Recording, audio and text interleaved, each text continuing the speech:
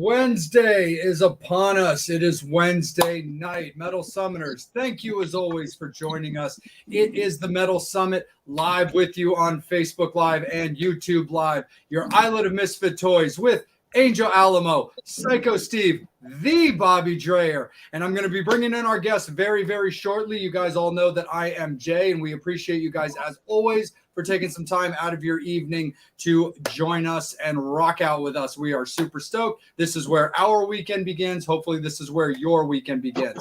But I just wanted to let you guys know that before we bring in our guest Tyson Leslie, I am going to be kicking it over to brother Psycho Steve. He's got a little bit of info. He just wants to lay on everybody. So I'm going to allow him to do that. Steve, it's all you, my dude. Right on. Thank you so much. First of all, thank you everybody for coming on and watching our show. So in June, as all you might remember, I was blessed and fortunate to MC a benefit for youth mental health, the Live for the United Way at a place called the Spyglass Ridge Winery in Sunbury, Pennsylvania. Well, there's been some little hoopla going on over there, and there's someone that's trying to rattle Mr. Thomas Webb and his family and the crew over there, his cage, by trying to shut it down. So I wanted everybody to know we need to support local businesses, not just his, but across the board. Because, he's done so much for our community, meaning the rock and metal, classic rock, and he's had so many great artists perform there. And he's a real great guy, and he donated his place for the Live United Live. He didn't ask for a single cent. Only thing he took was the proceeds from the bar and of course his restaurant at the venue. So we really need to stand up and help him. So here we are. So please, everybody, I'm going to probably start a petition. I'm going to write one out tomorrow. And there you go. That's what I have to do. Brother. Hey Steve, real quick. So for people that aren't overly familiar with that venue, I mean, of course, it is a very rock and music, just in general, live music supporting venue. Like, talk just a little bit about like the venue itself, because when you and the guys, did the Spyglass Winery show, as well as some of our friends and colleagues that attended that show, just talk a little bit about the venue, because it looks beautiful. It's kind of like, what would you say? It's kind of like an amphitheater design. Yeah. So it's more or less the fact is that you have this big sprawling piece of land overlooking this beautiful winery. And then you go over a hill, then there's this beautiful restaurant that is really good. I had 3 cheese and pesto pizza with shrimp. It was really, really good. I remember that because I'm a fat kid. So got to maintain the dad bod. And they also have really great wine. They also have really good beers because they did brewery there. They had really good wine. And like I said, I left the case of wine that I bought there. And then he called me. And then he's like, "You forgot your wine." I'm like, and he's like, "Don't worry. It's safe. Don't worry. As soon as you come back to see me, I'll just give it to you. You can throw it in your car." So, and like I said, the way he started it, he was retired from his corporate job. And then from what I understood, he bought this big piece of property. He wanted a winery. And then he also wanted to have bands play in his backyard. So he hired Kansas, of all bands, and he got them to play. And guess what? They did. And they kicked ass and took names. And it evolved into doing other bands. Like I said, he had that venue, that show. He had a bunch of other shows there as well. Yes. Thank you very much, my friend. It's leaking. Hey, my food's leaking from Uber Eats, guys. Sorry. So yeah, so he's just, like I said, he's what you call in Hebrew or Yiddish mensch. He does a lot for the community, and I just want to give back to him because he was so accommodating to not just me, to all the artists that performed that show, and also all the road crew that was working. He was always checking on them, asking if they needed water. And it's a clean venue too. Super clean, super nice, and that's it. That's awesome, dude. Without giving like too much information, it's not like it's overly that big of a deal in general because it's all about saving the venue, saving our friends and our mates that support the scene. Do you know offhand if it's more about the music that whoever this person is pissed off about, or is it more about the winery? I think it's more pissed off about the winery. Really? Yeah, because the whole social distancing thing, and that's what all he does. He has everybody marked off and everything's safe. And someone got their panties up in a bunch, and that's what happened. I got you, brother. No worries, man. Steve, I'm going to jump in real quick, man. I'm going to let you get inside and get settled real quick, and I'm going to bring in our friend. Is that cool? Absolutely. I'll be back in a minute. Totes, brother. See you in just a second. Thank you so much, Steve. And thank you so much, fans. Check out when Steve gets that posted so that way we'll be able to support the live venues, keep everything going, and keep us all rocking out because that's what we're all about. And speaking of rocking out, we're going to bring in our friend for this evening who has history at the Spyglass Winery, but he now has history with us. Tyson Leslie, how are you, brother? I'm good. How are you guys? Good. So good, man. Good. So good. Thank you so much for taking some time out of your evening to join us. Absolutely. For sure. Thanks for having me. Definitely, man. So the last time we saw you was about 2 months ago at Rockin' Pod, man. You were doing a little bit of performing, a little bit of hanging. You've been spending a lot of time in Nashville, and you mentioned off the air that you'll be going back in a little bit. Yeah. Actually, the show that you guys saw, well, did you go to the pre-party show at the Mercy Lounge? Yeah, it was great. Well, thanks. So I do that type of show 3 times a year, and so for those of the viewers who don't know what that is, it's called Rare Hair, and basically we just take a bunch of musicians and we throw them in a pot, and there's guys that touring musicians, studio musicians, guys that play on Broadway down there. Just basically, if you can play and you don't suck, you can play. You're good. You're welcome to play. and we usually do like deep cut 80s like hard rock metal stuff. For that particular show, it was a little bit different because we had so many special guests there, from Billy Sheehan to Carmine and Vinny Appice, and it was a variety of players from different walks of life. So we kind of were catering the set list to the guests that were there. But normally we would do deep cut, like we have the one that we have coming up in December. That's going to be what it is. It's a lot of it was actually a reschedule from the show that we were supposed to do last year in 2020, that as soon as we announced it, COVID hit and everything, and we had to shut everything down, and the whole city got shut down. So we're finally able to do that show in a couple months, and I'm excited to get back there and do it again. That's awesome, man, for sure. No, that was a great time. That pre-party was great.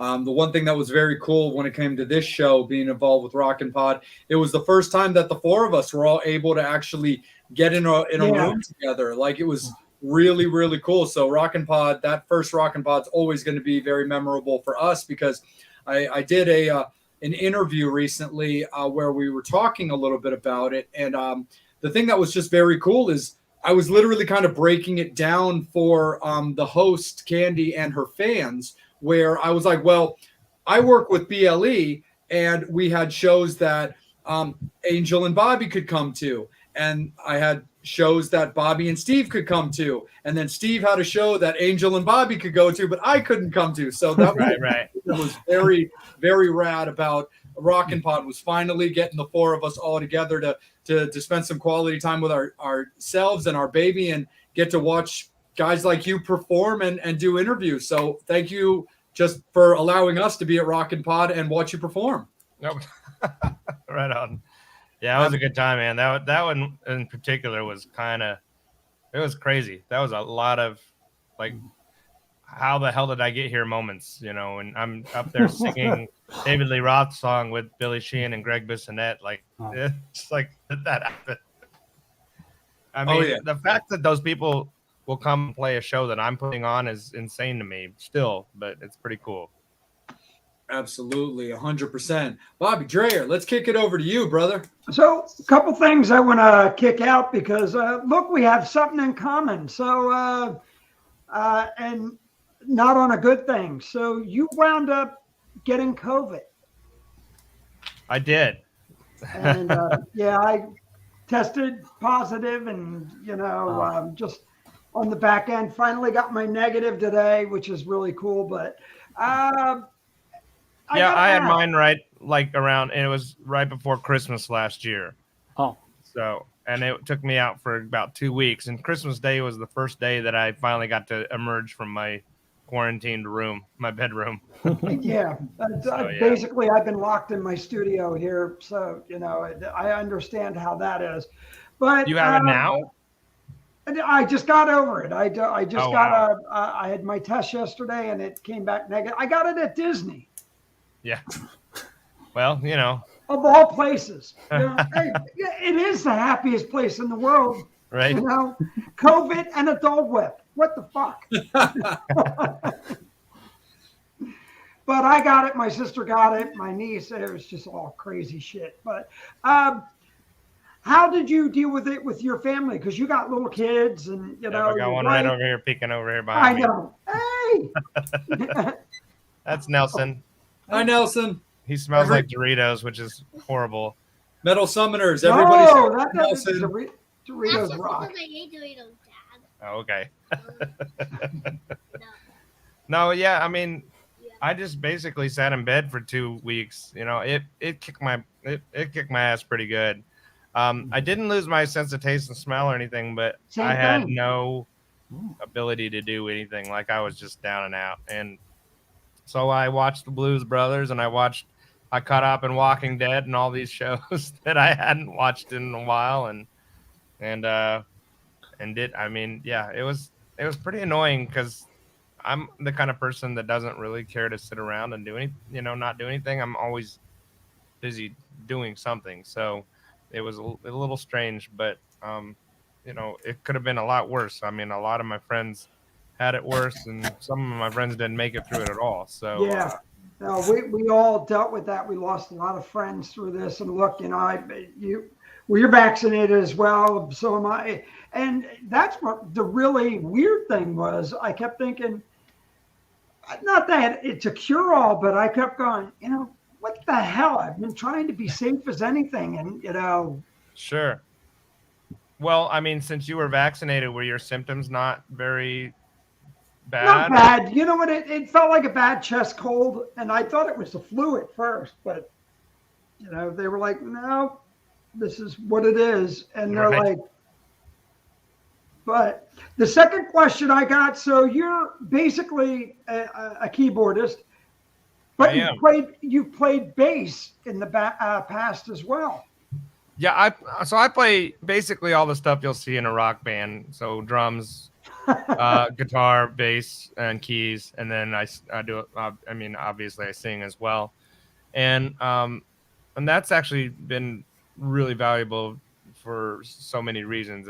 That's why I think it's kept me employed. It's kept me from having to go work at Guitar Center or do things like that. I mean, which I've done that before, but basically in 2001, when I got fired from Mars Music for coming in late all the time, because I was gigging every night, and I get home at 4 a.m, and then they'd have me coming in at 9 o'clock and dragging, just barely awake.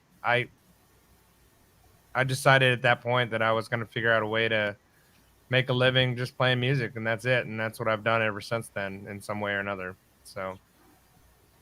Well, it seems like, I mean, your resume is extremely impressive. I mean, just everybody you've played with, from Corey all the way up to the Banshees to, Right. Gosh, and Derek St. Holmes, that's amazing. Right there, and I'm going to throw it back to Jay in a minute, but I'd really like to touch base on the Derek St. Holmes. Was it just his, or was he with Brad at the time? No, it was just him. They did the Whitford St. Holmes, and Buck Johnson who plays keys with Aerosmith. He was on that gig when they did the Whitford St. Holmes. So when I just play with Derek, Derek lives in Nashville, and sometimes he'll just go do bar gigs, and he'll call me up and say, "Hey, I need a keyboard player." Okay, sounds good. I'll be there. And I don't even remember where I met Derek. I think it may have been, I can't remember. But then we did the Kiss cruise together, and I played with him on that. And and just he's become a good friend over the years, and which is surreal in itself. Like when I mean, it's hilarious because when he calls me, my ringtone is Stranglehold. So every time I hear that, I'm like, oh, there he is. And it's just funny because when you play that song with the guy and he starts singing, you're like, yep, that's the guy. There's the voice. He sounds exactly like he did when the record came out. He's one of those singers that just managed to keep it, his voice in really good shape over the years, and he sounds amazing. And he's super fun to hang with. He's a good guy, and he always has really good bandmates as well. Yeah, he's a sweetheart and a half. He does a lot of gigs up in this area.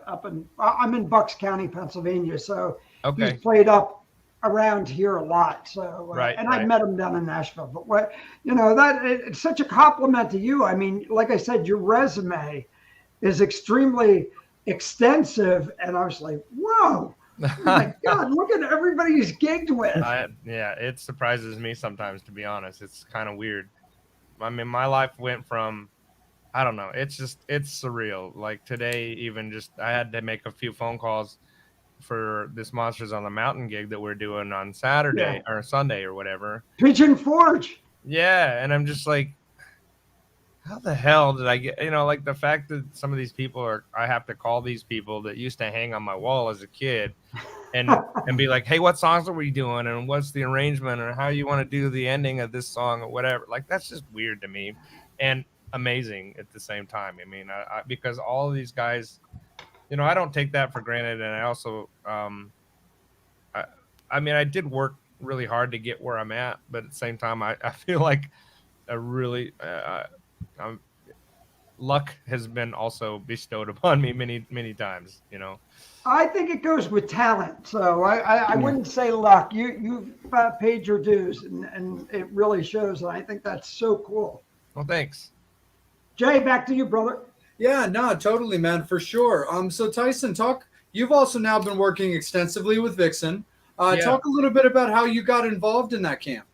Well, so I was living in Kansas City for most of my life, and in 2015, I got a call from a guy named Rich Redmond. He plays drums for Jason Aldean, and I hadn't seen the guy in like 5 years, and I didn't really know him all that well, to be honest, at that point. But he called me and he basically said, "Hey, man, I got a gig I think you'd be really good for." He knew me as a bass player too, and it was one of those $100 night kind of van and trailer type of gigs. And I was like, dude, I'm like 40 years old. I got 3 kids. I can't afford to do those kind of gigs anymore. Like give me something that I can, so at least give me something that's more along the lines of what you're doing or whatever. I mean, he basically asked me what I want to do with my life. And I want to get back on the road. I want to start playing, and, I want to be able to support my family, but yet do what I do.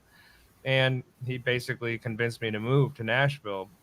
And about 3 months later, I was jumping on a tour bus with Tracy Lawrence, the country star from '90s country star. Yeah.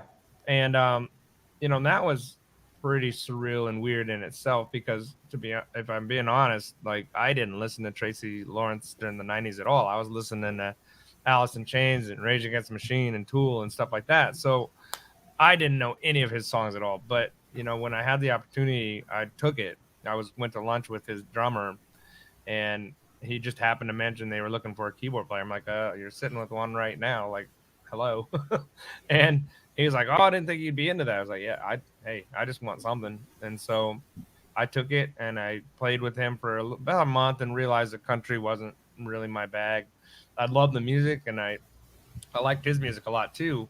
It's a really different language when it's kind of like, when a pop person going to play jazz music, it's just a different language musically. And I just wasn't great at it. So after that was over, I got I was working at a piano bar in Nashville, and I got a call from Tony Higbee, who plays guitar for Tom Kiefer, Cinderella. Yeah. And he was like, hey, Cher from Vixen is looking for a keyboard player that can do tour managing duties. Is that something you can do?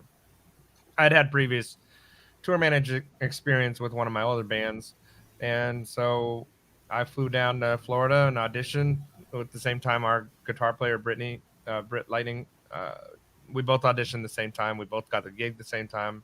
We basically woke up the next day. It was just me and Britt and Roxy and Cher. Janet was working, so she couldn't be there. So they filmed us playing through the songs, sent them to Janet, and we woke up the next day and they basically said, "You got the gig," and we've been there ever since. That's awesome, man. Very, very cool. So we had actually Janet on the show last week. You know, Oh, you did? yeah, she's doing fantastic. We had her and Justin on the show, and we talked to her about her decision behind the transition, and just the way that I'm phrasing this question to you is more about Lorraine. How has it been like having Lorraine in? I mean, don't get me wrong. Of course, they're all professionals. They've all been doing this for a very long time. But that is a little bit of a larger transition when you really have that front person of a Right. long-standing band being replaced. But just in general, how's it been with Lorraine? It's been great. Actually, it's been unusually like there's not really been a lot of with like Skid Row or some of these bands where there's like, where's Sebastian? Where's Sebastian? Like Sebastian hasn't been in that band in 20 years and they're still asking that question. We don't really get that. I don't think I've ever seen that really, maybe once or twice in the last 3 or 4 years. And I don't know if it's just, I can't really explain that other than Lorraine just comes out with, she has a ball of energy. She's really, really good at engaging with the crowd. And people just accepted her for what and I think a lot of it has to do with the fact that also it helps that she came from that same era. She's Sure. from the band Femme Fatale, Yeah. that had hits around that same time period. I think if we went with somebody younger or anything like that, it wouldn't have worked like it does now. Like it's just like she was just the most obvious choice, and when we were trying to figure it out, I was sitting at home going, man, I hope they pick Lorraine because she subbed for us one time when Janet had her brain surgery, and because we had one gig that was on the books, so we were obligated to do it. We couldn't get out of it, and so she came in, and I remember thinking to myself, like, I don't know if she's gonna sound good because like I like Femme Fatale. I have their record, the first record, or actually, we have both of them, and her voice is very different than Janet. So I was like, is this gonna work? And man, when she came out, it was great, and I was like, holy crap, okay, never mind, you're great.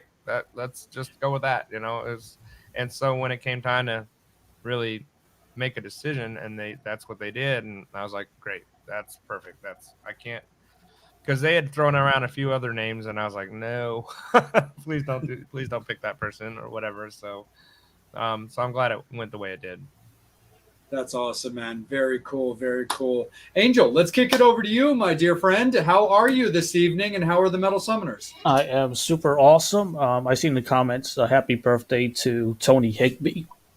Yep. Yeah, I'm gonna have to hit him up. And I definitely have to do this again. Is one of our fans. Happy anniversary to Angel and Christian Little, celebrating 24 years Nice. of marriage. They're always hanging out at rock shows. That's A couple amazing. that rocks together stays together. Yes. Indeed. So happy anniversary. Okay, I have a question from Eric. He wants to know where can you share a link of where people can buy your CDs, T-shirts, etc. Yeah, I mean, basically my stuff, just TysonLeslie.com. That's where you can find everything. And that just takes you to my Bandcamp page, which has everything I've ever done on there, as well as merch and everything like that as well. All right, That's the easiest way to do it. cool.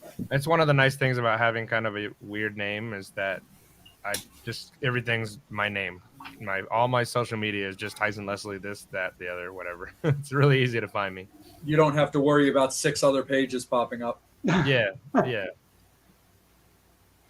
And I have a question. I think it's super cool. I mean, next to being a rock star, I think being a tour manager is like the next coolest thing. Can you go through a typical day in your life on the road as a tour manager? Yeah, sure. I mean, most of the time, so like just in preparation for these gigs coming up, we're playing in Oklahoma on Friday or on Saturday, and then we're in at Monsters on the Mountain on Sunday. And so I just in advance before I even leave the house, I got to make sure that all our flights are right, all of our hotel rooms, that I know where we're staying, um, and all of the, like, even the confirmation numbers, all those little things like that. I just got to make sure that everybody knows where they're supposed to be at any given time. In addition to that, and maybe even one of the most important things is we don't travel with equipment. We have what is used, or what is called backline rentals. So all the drum kits that you see, a lot of these bands playing, if they're doing fly dates, bands like us and Slaughter and Great White and stuff like that, we're using basically rented equipment, drums that come from some company in the local wherever we happen to be playing. Um, because all of our dates are airplane travel. We don't do the bus thing, so we don't travel with our own stuff.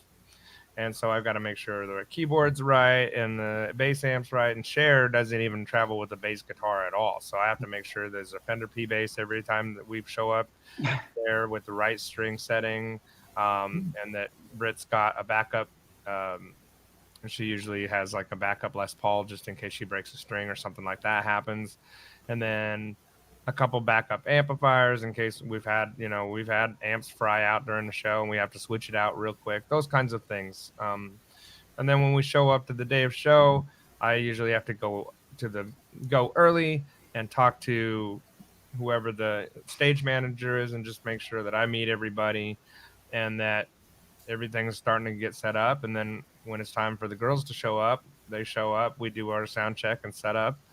And then after that's done, I'm putting set lists everywhere. I'm putting waters up there. I'm making sure towels are everybody's, where they're supposed to go.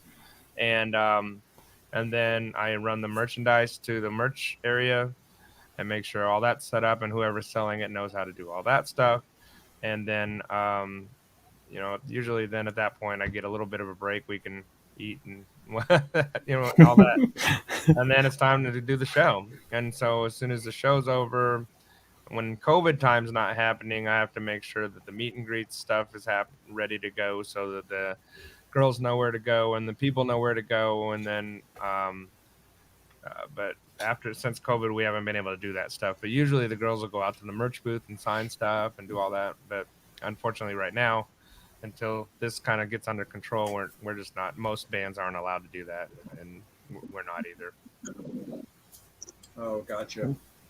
And that's pretty much it. And then we play the show, and then I usually have to stick around until the show's over so I can wrap up merch, get it all put away, and then I usually, but I'm fine with that too because most of the time I want to watch the bands that we're playing with, and 90% of the time we're opening for somebody, and not, I mean, we do headline shows sometimes, but most of the time we're playing with the Skid Row or Vince Neil or Great White or somebody like that.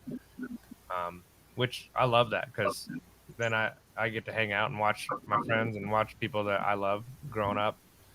And yeah, that's pretty much a day. And then I go to bed and we do the same thing the next day. So Wow. Nice. If you don't mind me asking, how much sleep do you get? Because you're a musician and you're also the tour manager. sure. I mean, I do all right. It just kind of depends on the day and what's going on. We do have days where, okay, bus calls at 6 a.m, so we got to get up super early and get on a flight to go to the next place or whatever. And so obviously in those kind of scenarios, I don't get much, but I do like sleep. So I like staying up late too. But I mean, if a lot of times we don't have to go sound check or do anything until about 3 or 4 in the afternoon. So I'll sleep in until I don't even set an alarm. I just get up and go get going, And I honestly, a lot of times I sleep better on the road because I don't have my kids here to wake me up. So, like, awesome.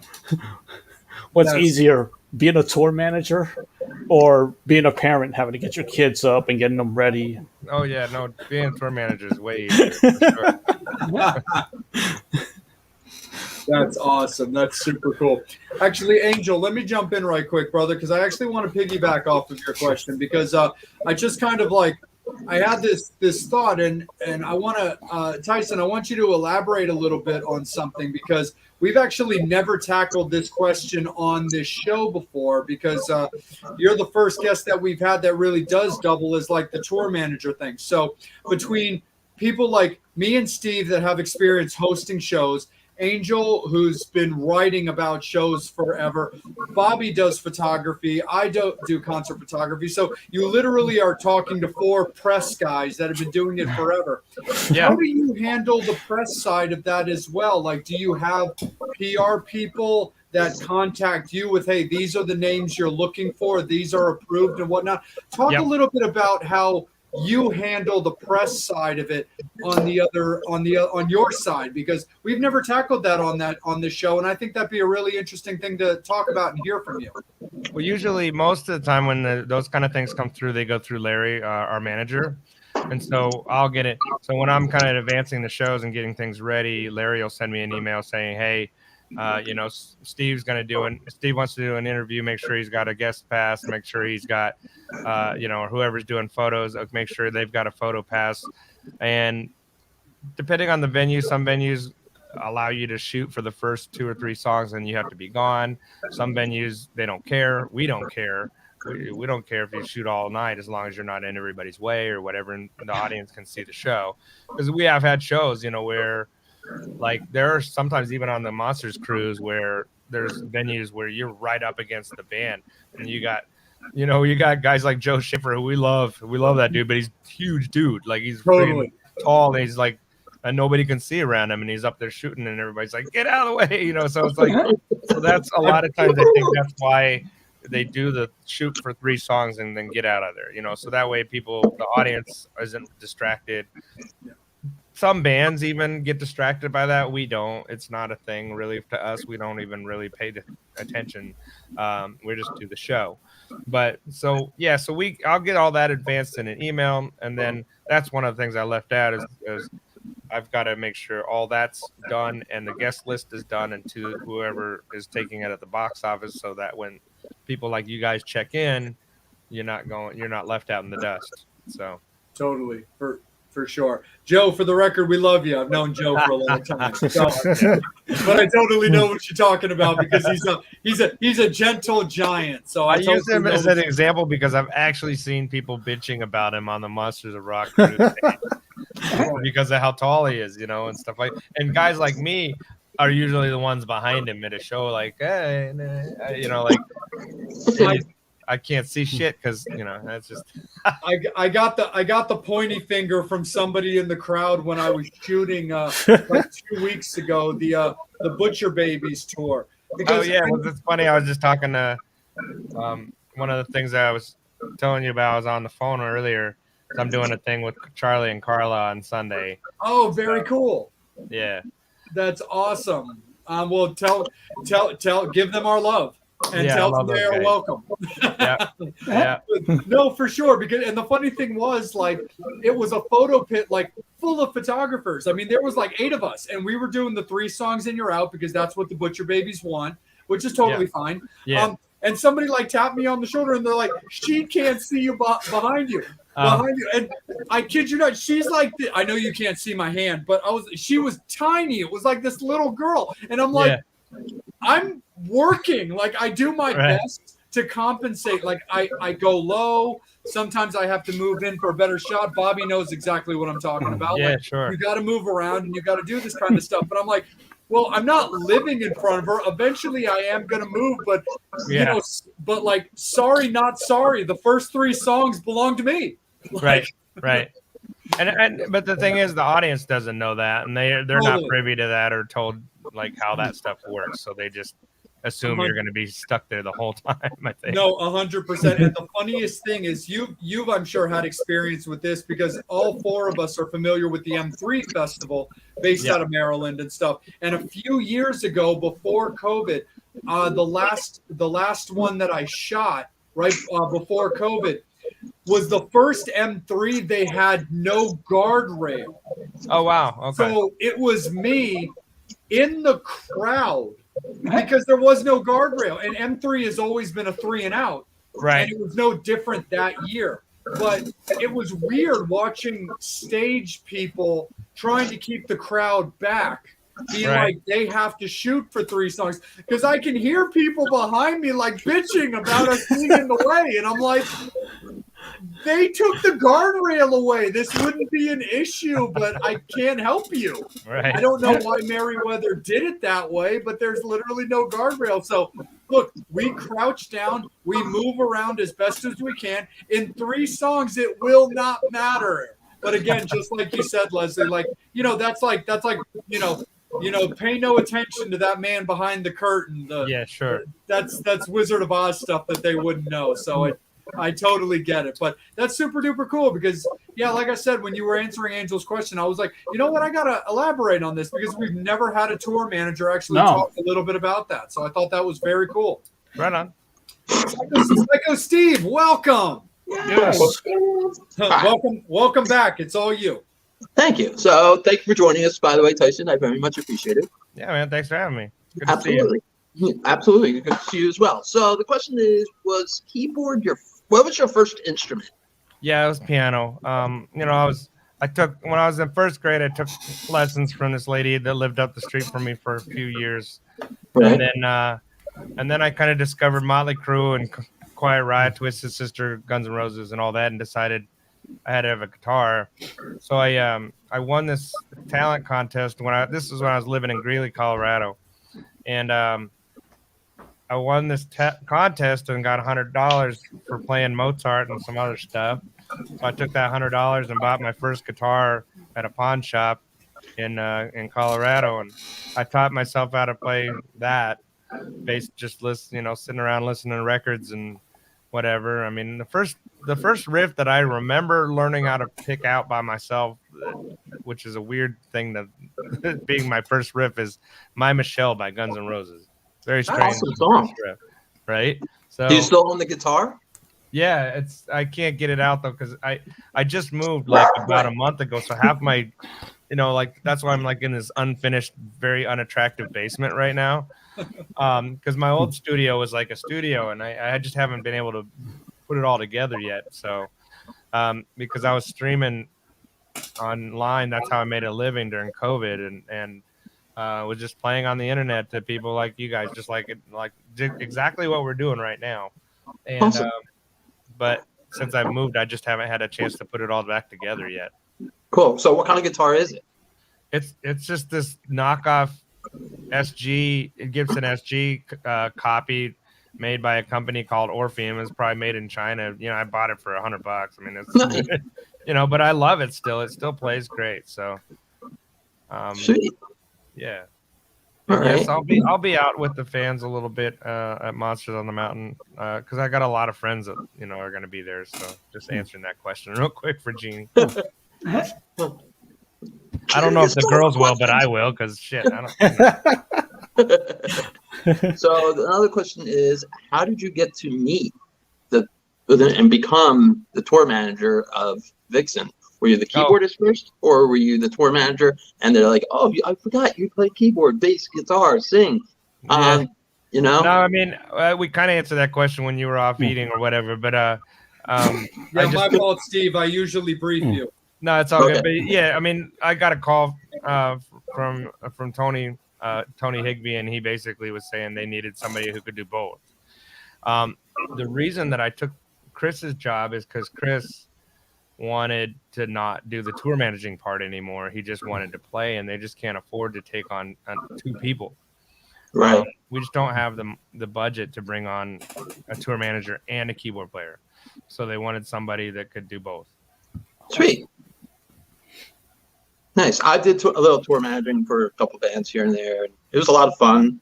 Everything, Yeah, except for when it's not. Except for when you show up to the whiskey and all of the equipment that you asked for is completely wrong, and you're doing a video shoot that day, and so you have to go running around to Guitar Center and call Ace Von Johnson and all your friends and go, "Hey, can I borrow this and can I borrow that? And do you have one of these?" And then you hope that they get it there and set up in time for this video shoot. That it's or you show up in Germany and the guy who is supposed to be your liaison doesn't get back to you in anything, and you have no idea what hotel you're going to, and the girls are all yelling at you because you were supposed to know that before you got to friggin' Germany. And I was like, I knew that the guy isn't calling me back, and I don't know. And nobody speaks English. So yeah, those that's when it gets a little stressful. I was going to ask you, how is it to go on the road with those 4 women? You know, Other than that, it's awesome. It's super Wait, easy. I got to interject on one thing. What the hell do you do when all of them hit it at once and the dots come out and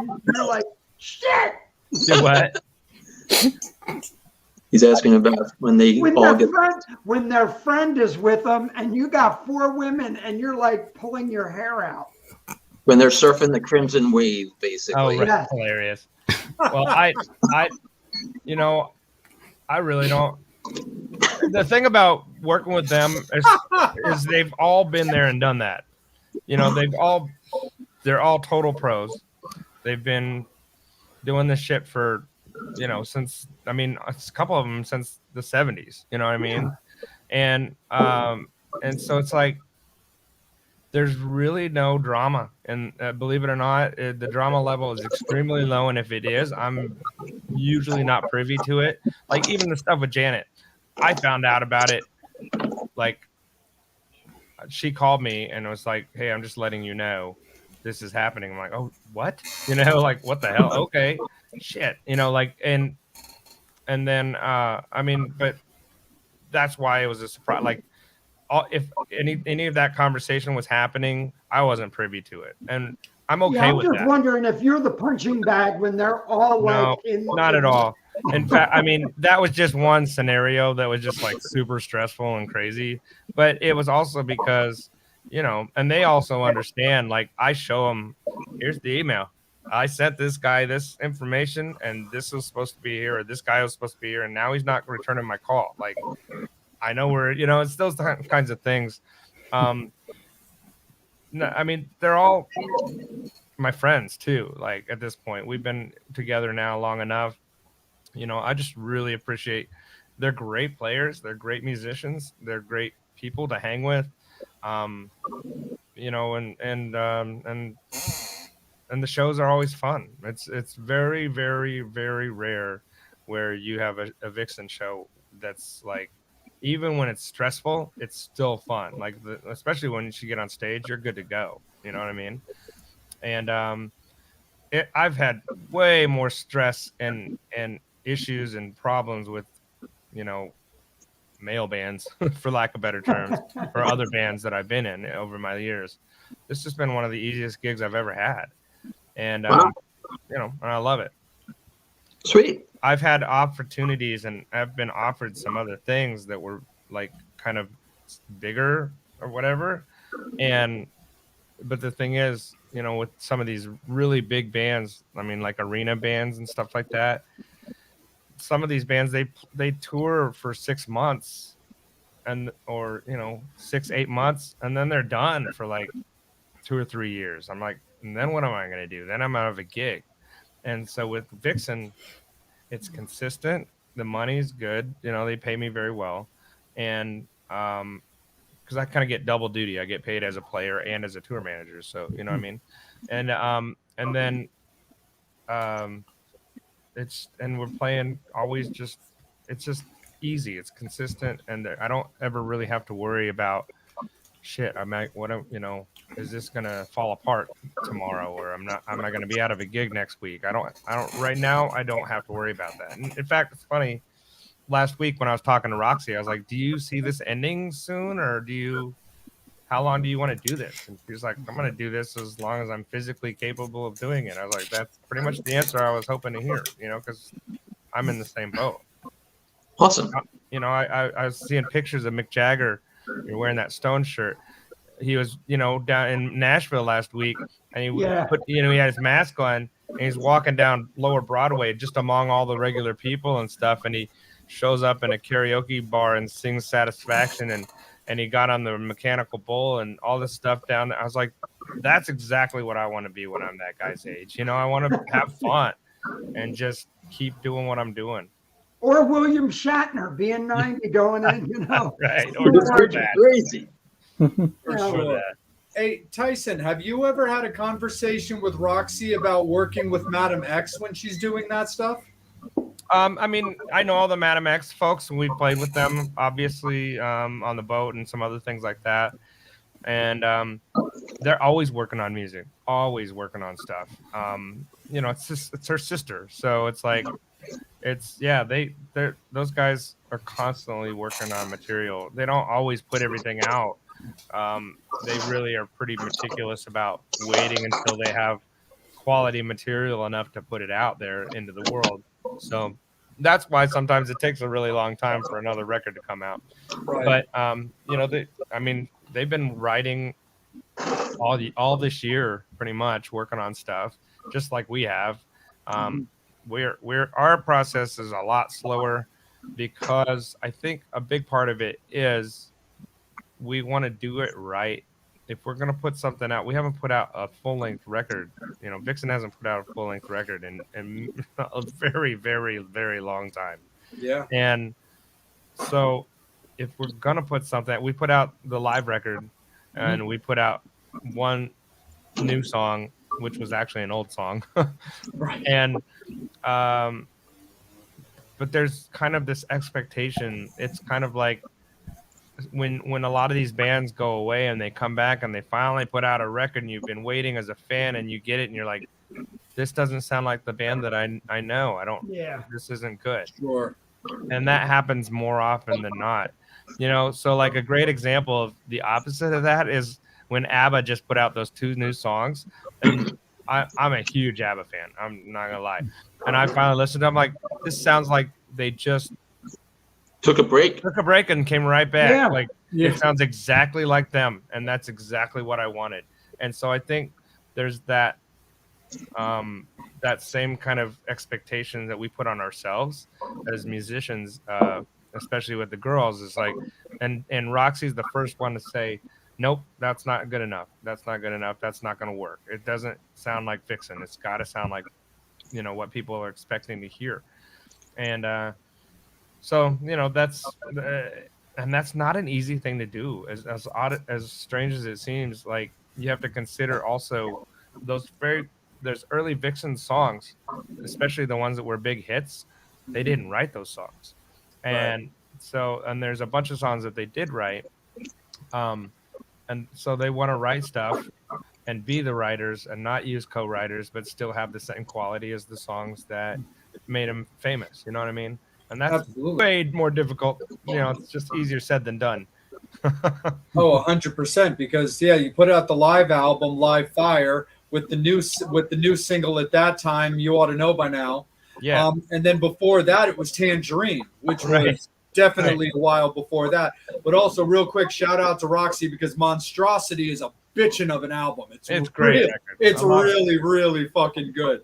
So shout out to Roxy with Madam X, because that album really, really is sick. But you're definitely right about like those gaps between albums, because you definitely wanted to be proper, because you're always going to get some type of positive mixed with some negative, whether it sounds like the old stuff versus or even if it's just off track and stuff like that. So you're always going to have a little bit of that. But Bobby Dreyer, let's kick it down to you, brother.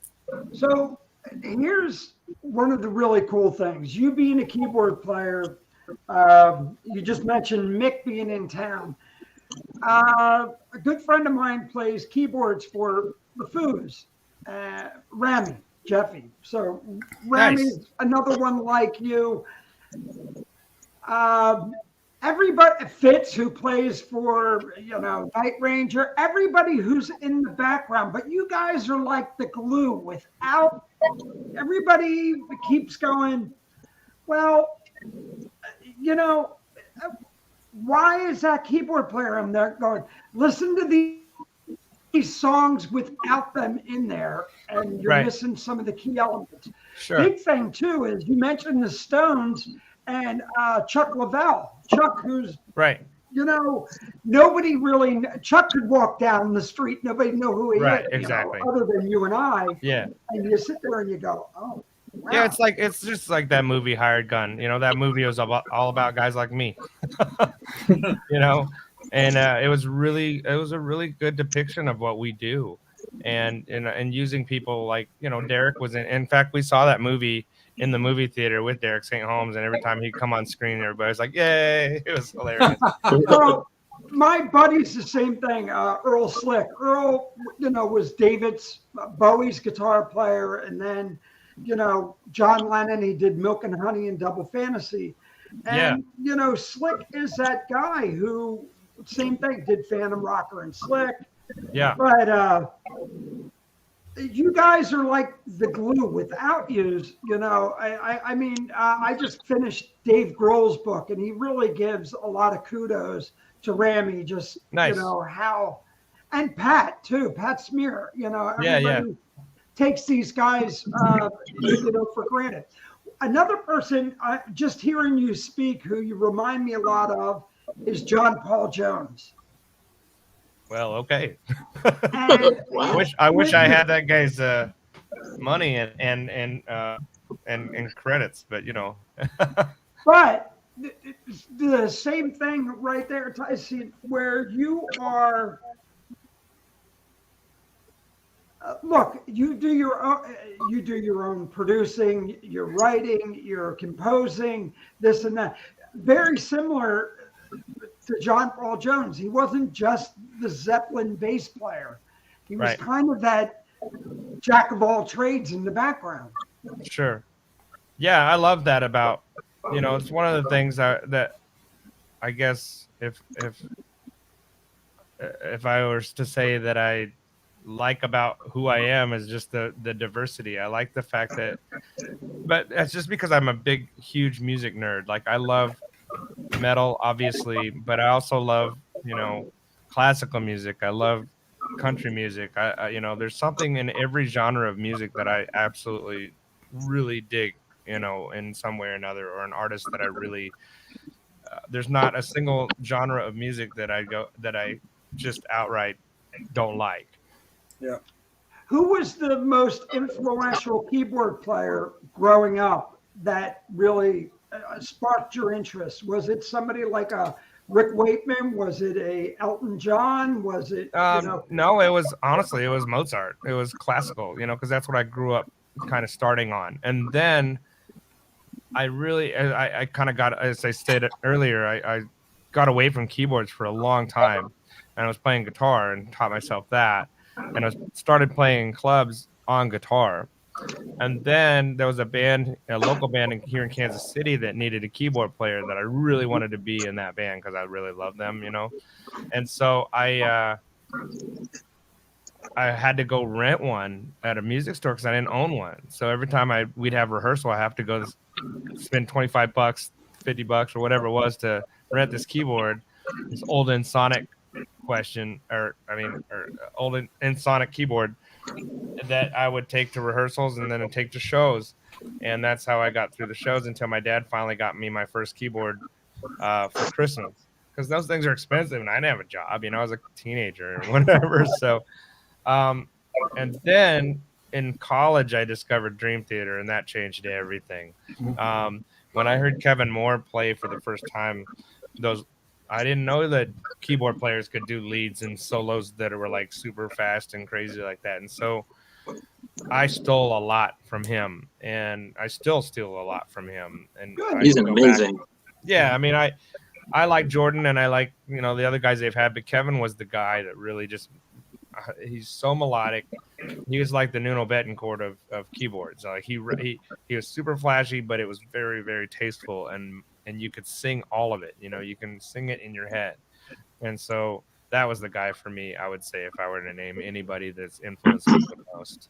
Those albums incredible. Images. But it's also guys like, Billy Joel. I grew up with Billy Joel in a big way, playing that. But I never thought of Billy Joel as even though he's known as the piano man, he wasn't the piano man to me. He was just a really good songwriter. He wrote songs that I like. You know what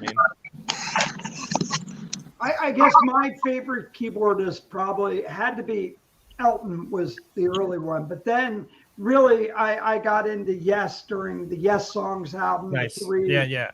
And hearing Rick Wakeman just blew my doors off. Yeah, later in life, it became all kinds of people, but Kevin was the first guy, but Chick Corea. When I heard Chick Corea electric band for the first time, I was like, "What? I don't even know how to wrap my head around this. This is insane." and then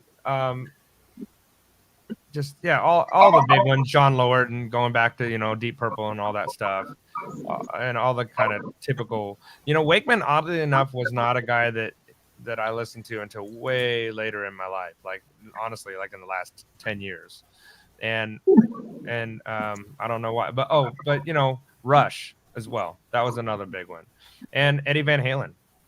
A lot of the keyboard stuff that he did was, I still steal a lot of that from him, and Freddie Mercury.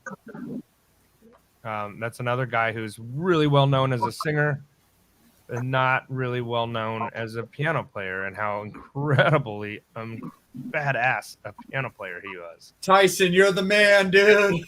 That's true. And the reason I say that is because you were talking about the Spyglass venue. When I played there with a band called Black Jacket Symphony, and we covered the entire album A Night at the Opera. Wow. And so I had to learn everything as note for note as possible, and then we take a break and we do all of Queen's greatest hits.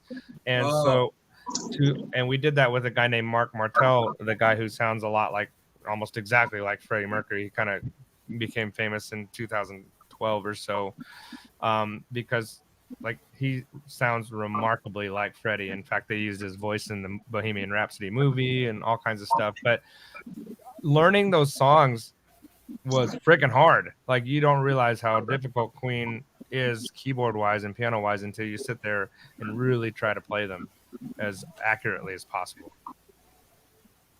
For sure. Oh, definitely. No, and it's funny. It's cool that you mentioned Freddie Mercury and Queen, because Bobby, what you like when you were talking about John Paul Jones, John Deacon really kind of falls into that same kind of category. I mean, an amazing songwriter that people think of Freddie and they think of Brian and they think of Roger, especially because with Brian and Roger still carrying on with the name, John kind of falls a little bit into the background. So he definitely kind of falls into that category and stuff like that for sure. But right before I got the piano bar gig, I was playing bass in a Queen tribute here in Kansas City.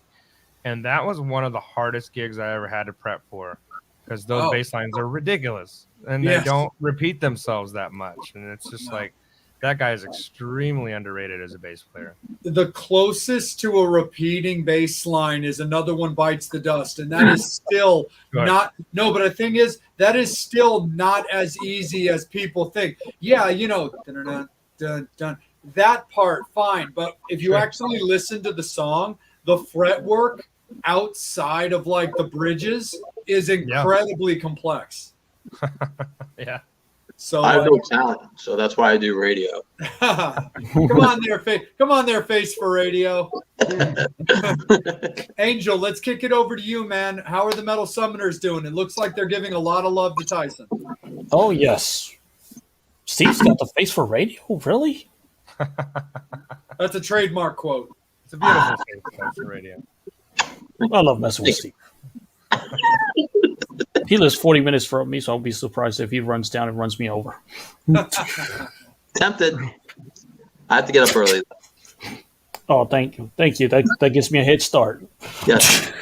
That's safe. So, speaking of safe, wishing safe travels to Jeannie as she's heading over to the shows this weekend. She has a really good question. In all the rare hairs that you have put together, I'm not sure if I read that right, but yeah, you read that right. Okay, including one on the cruise in 2020. Which artist made you step back and say, "Wow"? Well, one of them I already mentioned was being on stage with Greg Bissonette and Billy Sheehan was something I never imagined in a million years that would be something I would do in my life, and but I this one isn't really, I don't know. The very first one I ever did was in Nashville at this little bitty club called Douglas Corner. And it was so, it was so packed full of people. It was uncomfortable.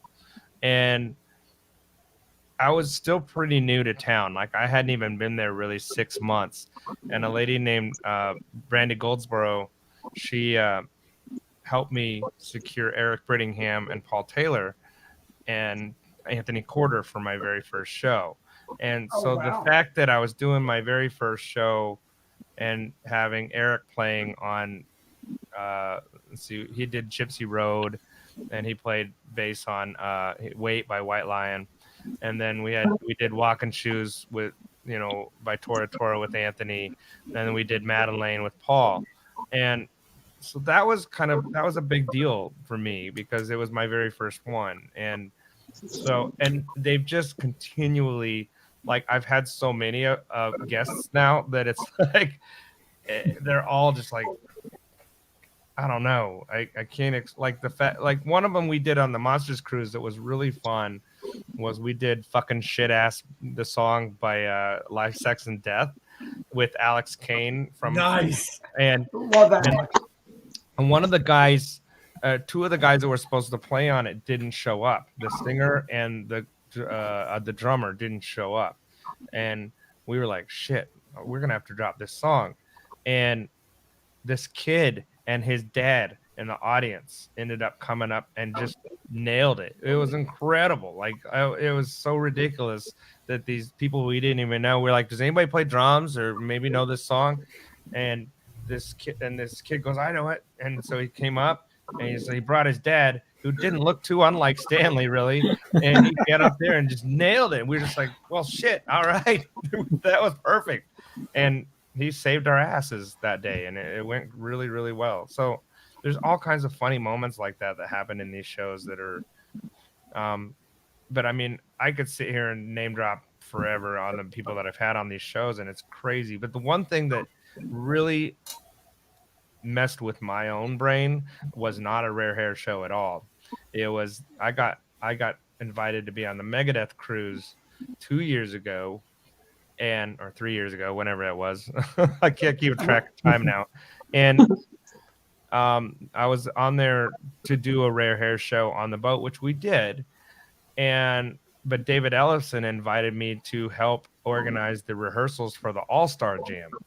And so, we were talking about when I had my guitar as a kid and trying to learn how to play it. I didn't really learn how to play guitar to Guns N' Roses and Motley Crue as much as I learned how to play it with Anthrax and Metallica and Slayer and the fast stuff. Like I was really big into thrash metal. I love that genre a lot. And so when I walk into this rehearsal, David, he's like, hey, I need you to help me just kind of get all these people organized and make sure that they know what songs they're doing and all that stuff. Okay.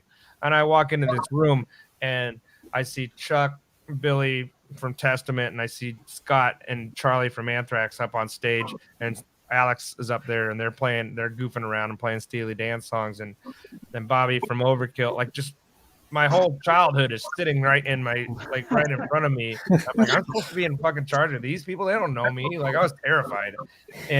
But it's like, it's kind of like Sylvester Stallone and Over the Top. You just turn the hat and you just flip that switch and go, okay, it's time to go to work. Do it, Steve. And so I did.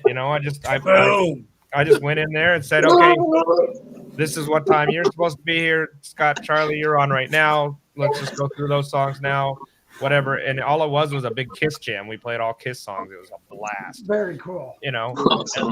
And then I got to jump up there with the Bisto Blanco guys and play Lick It Up. And then Yes. I played God Gave Rock and Roll to You with Doro Pesh and her band. I was like, it was insane.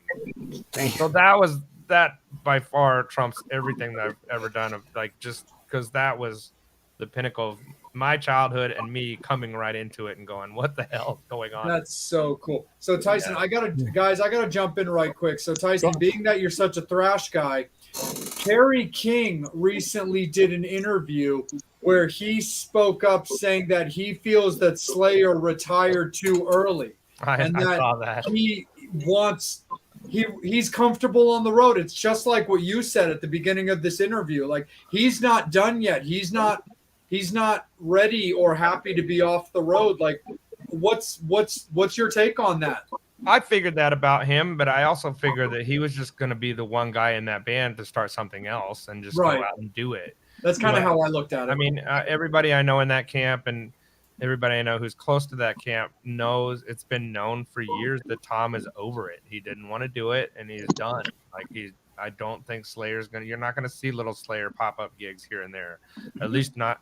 I mean, unless it's that thing like when Dawkins did a few years ago where everybody got like a stupid amount of money, like you know what I mean? Oh, that's right. And they did the live DVD, and Yeah, when they went to Japan and then they went to that pawn shop.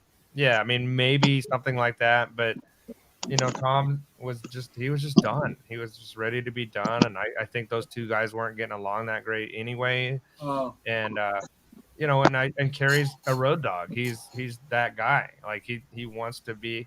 So I'm honestly surprised he already didn't have something kind of pre-assembled and ready to go when they made that announcement. Like he's like, oh, by the way, here's my new band. But I don't know. Like, but Kerry's one guy I've not met before. I don't know him, but I could, Slayer enough to know that if anybody's going to continue and keep going, it's going to be him. Yeah, I mean, and if Kerry puts something together, even if it's with Paul on drums, since he was the last guy on drums and stuff like that, if they find another guy, or whatever, I mean, shit, dude, if Kerry comes to town, I'll go. I'll definitely go. I always thought that was great. I'm not particularly a thrash guy. I've always just been a dominant glam guy and kind of a gothy guy. Like I'm way into Typo Negative, right, stuff like that. But like, I'll go and see Kerry King, even if it's because it's outside of Slayer. How cool would it be to see Kerry King just thrashing in like a little club? Sure. Well, it's just like Damage Plan. They went on and playing clubs and stuff like that, and it was the two guys, but I didn't care for that stuff at all. Like I just wasn't a fan. I didn't, and I never saw them, which I kind of wish I had. But Sure. Like just because the one guy from the band jumps off and does something else doesn't always necessarily mean it's going to be good. Right. Sometimes it is, though. Sometimes it's better than the other band. You never know. No, I definitely get it for sure. Psycho Steve, let's kick it down to you, brother. It's your turn. Okay. So what was your first concert? Neil Diamond. Awesome. Good answer. My first one was Neil Diamond in '78 or something like that, and then my second one was Barry Manilow. And then my third show was the Jacksons Victory Tour. I saw that tour as well. Wow. Yeah. Very cool. All right. What about rock or metal first show? That I fucking don't know. I have no idea. It might be Motley Crue Dr. Feelgood tour.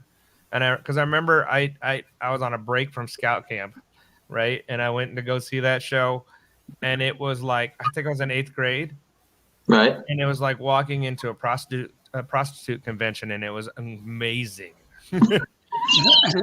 I mean, because you just look around and everybody's half naked, and they're all hot, and it's hot, and it's summertime, and it's amazing. I was just like, and you're a teenage boy, and don't know what to do with you're just like just drooling on everybody. So that's the first one I remember, at least. Gotcha. Now you've played with so many great people. Is there anybody that you haven't played with that you really want, that's like a bucket list person that you could say? Actually, you mentioned Dave Grohl. I'd love to work with that guy in some capacity, in any way, shape, or form. Butch Walker from a band called The Marvelous Three, and back in the day from South Gang. I'd love to work with that dude sometime in some way or another. I think he's a great songwriter. Right. Yeah, the Hey album is one of my favorite albums of all time. It's amazing. The one after that is in my top 5. Right. Great record. Well, I saw them with Eve 6. Right. And I remember Eve 6 had to cancel, and they played a little club in Jersey. It was called the Birch Hill Nightclub. Yeah. And people brought up, they're like, oh, play a South Gang song. Right. You got a little mad. Right. And I was just like, dude, that's where you came from. Because it's Marvelous 3 is 3 members of South Gang. It's out without Jesse, basically. Yeah, basically. Yeah. So, so you said Butch Walker, and that's very cool about the first 3 shows that you went to. Because I did go to the Victory tour, because I saw Michael Jackson 3 times total, and the one time was, of course, with his brothers.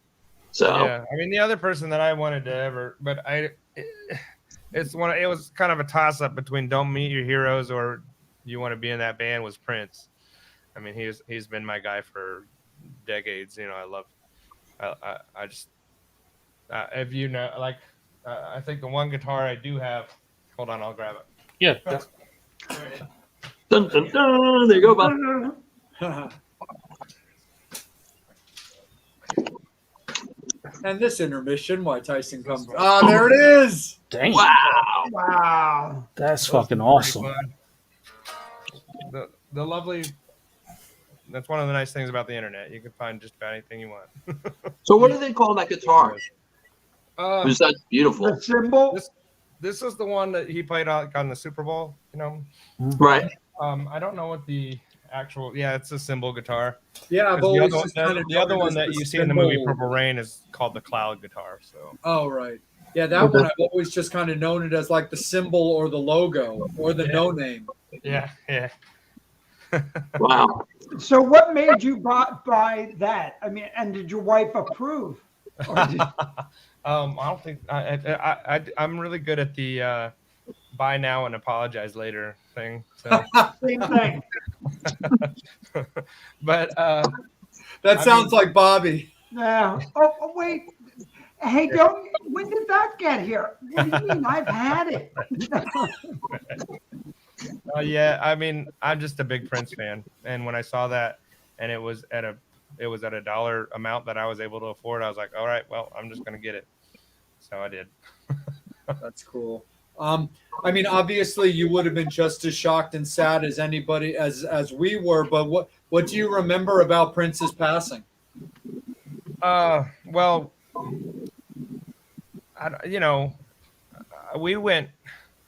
we actually went to Paisley Park the year after he died, that like on the anniversary, and we spent 5 days there. And they had his ashes up in the foyer, which was really weird. And then you got to go spend 5 days there and listen to all the people that worked for him, from tailors to people that cooked his food to people that worked with him in the studio and all kinds of stuff. There are all these daily seminars, and then you got to see Morris Day and the time we got to get up there and do the bird with them.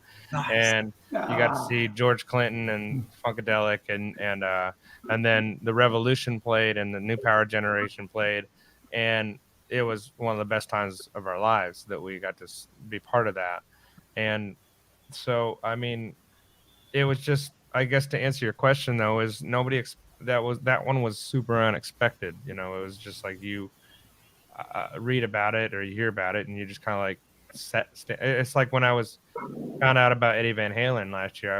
I was playing mini golf in Pigeon Forge actually with my family and stuff, and I just read it online, and I was like, oh, and I just had to stop and just take it in for a second and go, what the hell just happened? It was so weird. Or like when Dime, when I was playing a gig, and I got a text from a friend of mine in LA saying Dime is shot and he's dead. And I was like, what? And I remember showing that text to our drummer. I was playing keyboards and showing the text to the drummer. I was like, and we were both just like, what? Like, it was such a, I don't know. Like, it's weird because you don't know these people, but yet you're still pretty profoundly affected by their passing or their leaving this earth, so to speak. Yeah, we did an episode with Lori Tucker, who was one of the teachers in the Hot for Teacher video right around the time of his anniversary. So we talked a lot about Eddie just as a person and just the Van Halen camp. Yeah, I'm in the middle of Sammy Hagar's book right now, and I just got to the point where he just met the brothers and started working on 5150, and that's a very interesting story. Yeah. It's funny. He's just like, they just lived in a regular, boring 2-bedroom house with a garage that he had converted into a studio that was dirty and shitty, and it wasn't clean, and there was, cigarette butts everywhere and beer cans and shit like that everywhere, and they didn't live like rock stars at all.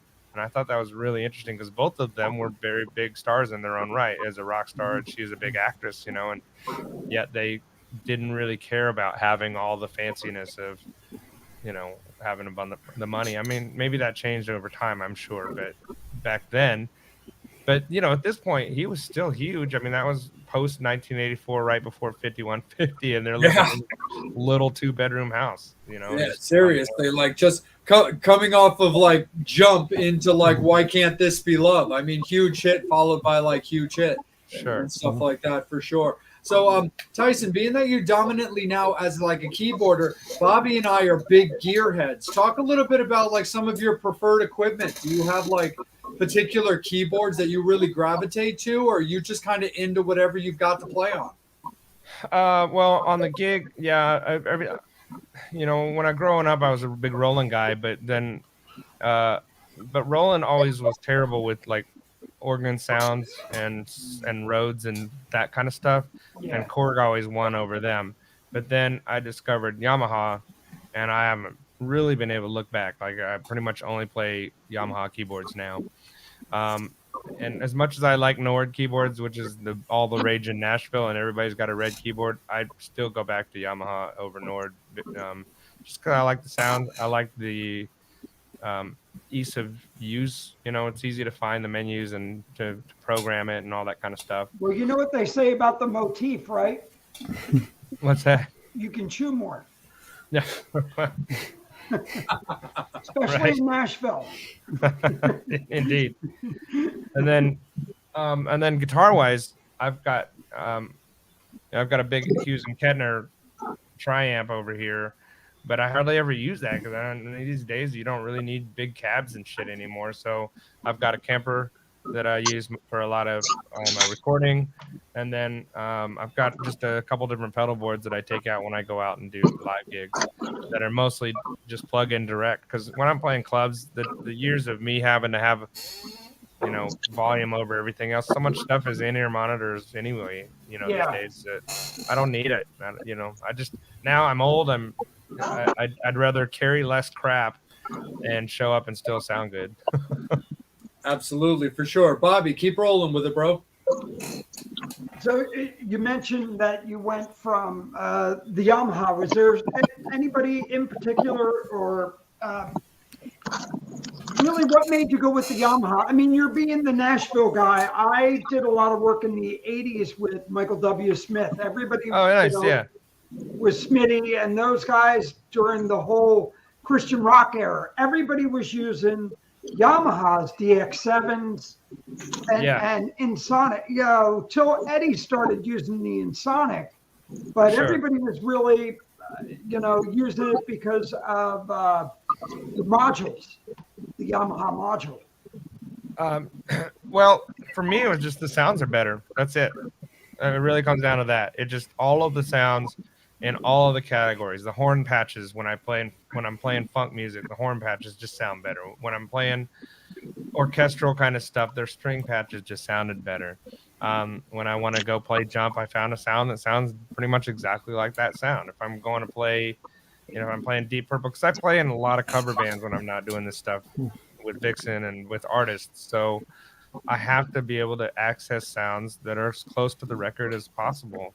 And I've just found that I can do that with Yamaha boards faster and they just sound great. They never fail. And so I was working at that piano bar called Howl at the Moon in Kansas City, and they got those keyboards there. They replaced our old boards with that. And I was like, I started just I would sit after hours and listen and mess with them and kind of understand how they work. And I was like, shit, I got to have one of these. So I went and bought one, you know, a couple months after I discovered them. And I've used it ever since. So are you a 88 weighted person, or you go with more? I go with whatever's there. Usually, you know, I can do either or, but I prefer to have the 88 weighted. You know, I've gotten to the point where that's my preference. Very cool. So like with Vixen, it's always an MOX8 or an XF8, and that's what a lot of guys like Paul Taylor uses the XF8, and you know, when we're doing fly dates, when you're doing fly dates, you're kind of at the mercy of whatever the backline companies have, and they almost always have that. So I defer to that. Now, what about any vintage gear? Going, you know, with old Leslie's, you know. I used to have all that stuff when I was younger. I had a Fender Rhodes, Suitcase Rhodes, and I had a B3 and all that stuff. And then I got broke. I had to sell a lot of it, and I wish I didn't now because all that stuff's worth way more than when it was back in the '90s. Yeah. But and now I'm just kind of slowly recollecting some of that stuff again. But like I had a Juno 106, and I was working with the studio on one of my own albums, solo album, and he had an acoustic guitar I really liked. So, and I wasn't using the Juno very much, so I was like, and he really wanted it, so I was like, let's just trade. I'll take this guitar, you take the Juno, and we're good, So stuff like that that I don't have really anymore, but I still have like my first Roland keyboard and my first Korg keyboards sitting around over here on the other side of the room. And Thank God for reverb. yeah, right. And soon I'm gonna have all that stuff put back up so I can start doing them, using them in shows and stuff because I'm gonna start streaming again when I get my computer back. It was just in the shop because it's not working.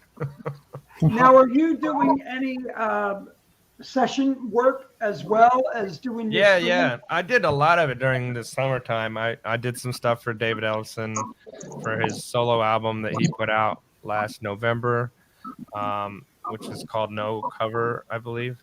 And it was all cover material. I did a version of the Nazareth version of Love Hurts, and then he did a version of Beth by Kiss that I did all the orchestration stuff for. I had to get all the sounds for that.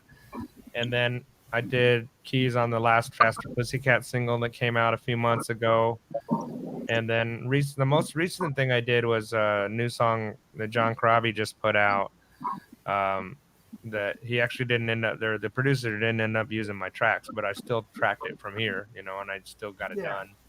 And so, yeah, I do plenty of that. And then there's a country artist that I was working out of Nashville, a couple of them. And so I just remotely do them from my house, send the tracks to them and knock them out. Awesome. Very cool. Very, very cool for sure. So fans, we're going to kick it over to Angel for his next segment. At the same time, guys, it is last call for alcohol. Let's get your final questions, your comments, any type of love you want to show to Tyson. Getting into the comments now. We are going to circle back around one more time. You will definitely get your questions answered if we don't get to them right now. But it is last call for alcohol, my friends and family and beloved Metal Summoners. Angel, take it away. How did you get the gig playing with Faster Pussycat on the new record? I don't know. I all I remember is I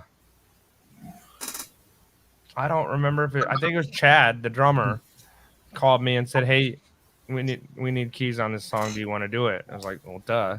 And then Tammy called me and gave me basically he emailed me the bedrock of the track. He'd only done some basic guitars and some I think the drums were even programmed. They weren't even real drums yet. And I just knocked it out in a couple takes. It was, pretty easy. I did 2 songs. And I don't think they ended up using keys on the second song. And then next thing I knew, it was done, and he sent it to me, a few months later, and I was like, sweet. I mean, and I love that band. Like that was one of the first. I bought that and Appetite for Destruction the same day, their first album, and I'd never heard either one of them. I just bought them because I thought the covers looked cool. And that Faster Pussycat became one of my favorite records that year, and I wore that thing out. So the fact that I'm on a record, that I'm part of their discography is pretty cool. And we're all music fans. Is there anybody that you met that you were just very starstruck just meeting? Because it has happened to all of us. Yeah, I don't know. It doesn't happen to me very often. it was kind of weird going to Corey Taylor's house for the first time and seeing the mask from Volume 3 just sitting on his kitchen counter. That was kind of surreal, you know. And I was a huge Slipknot fan, and so working with him for the first time, but at the same time, it's kind of like I said before, I'm there to work, so I kind of had to put away the fan part of me and put on the okay, I'm gonna play these chords and not suck part, you know.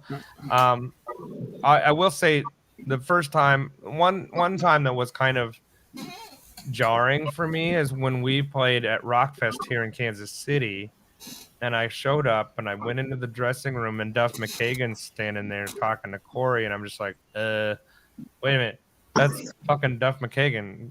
What's going on? And then I end up going to lunch in the catering area that day, and Duff's sitting there, and he's like, "Hey, come over and sit with me."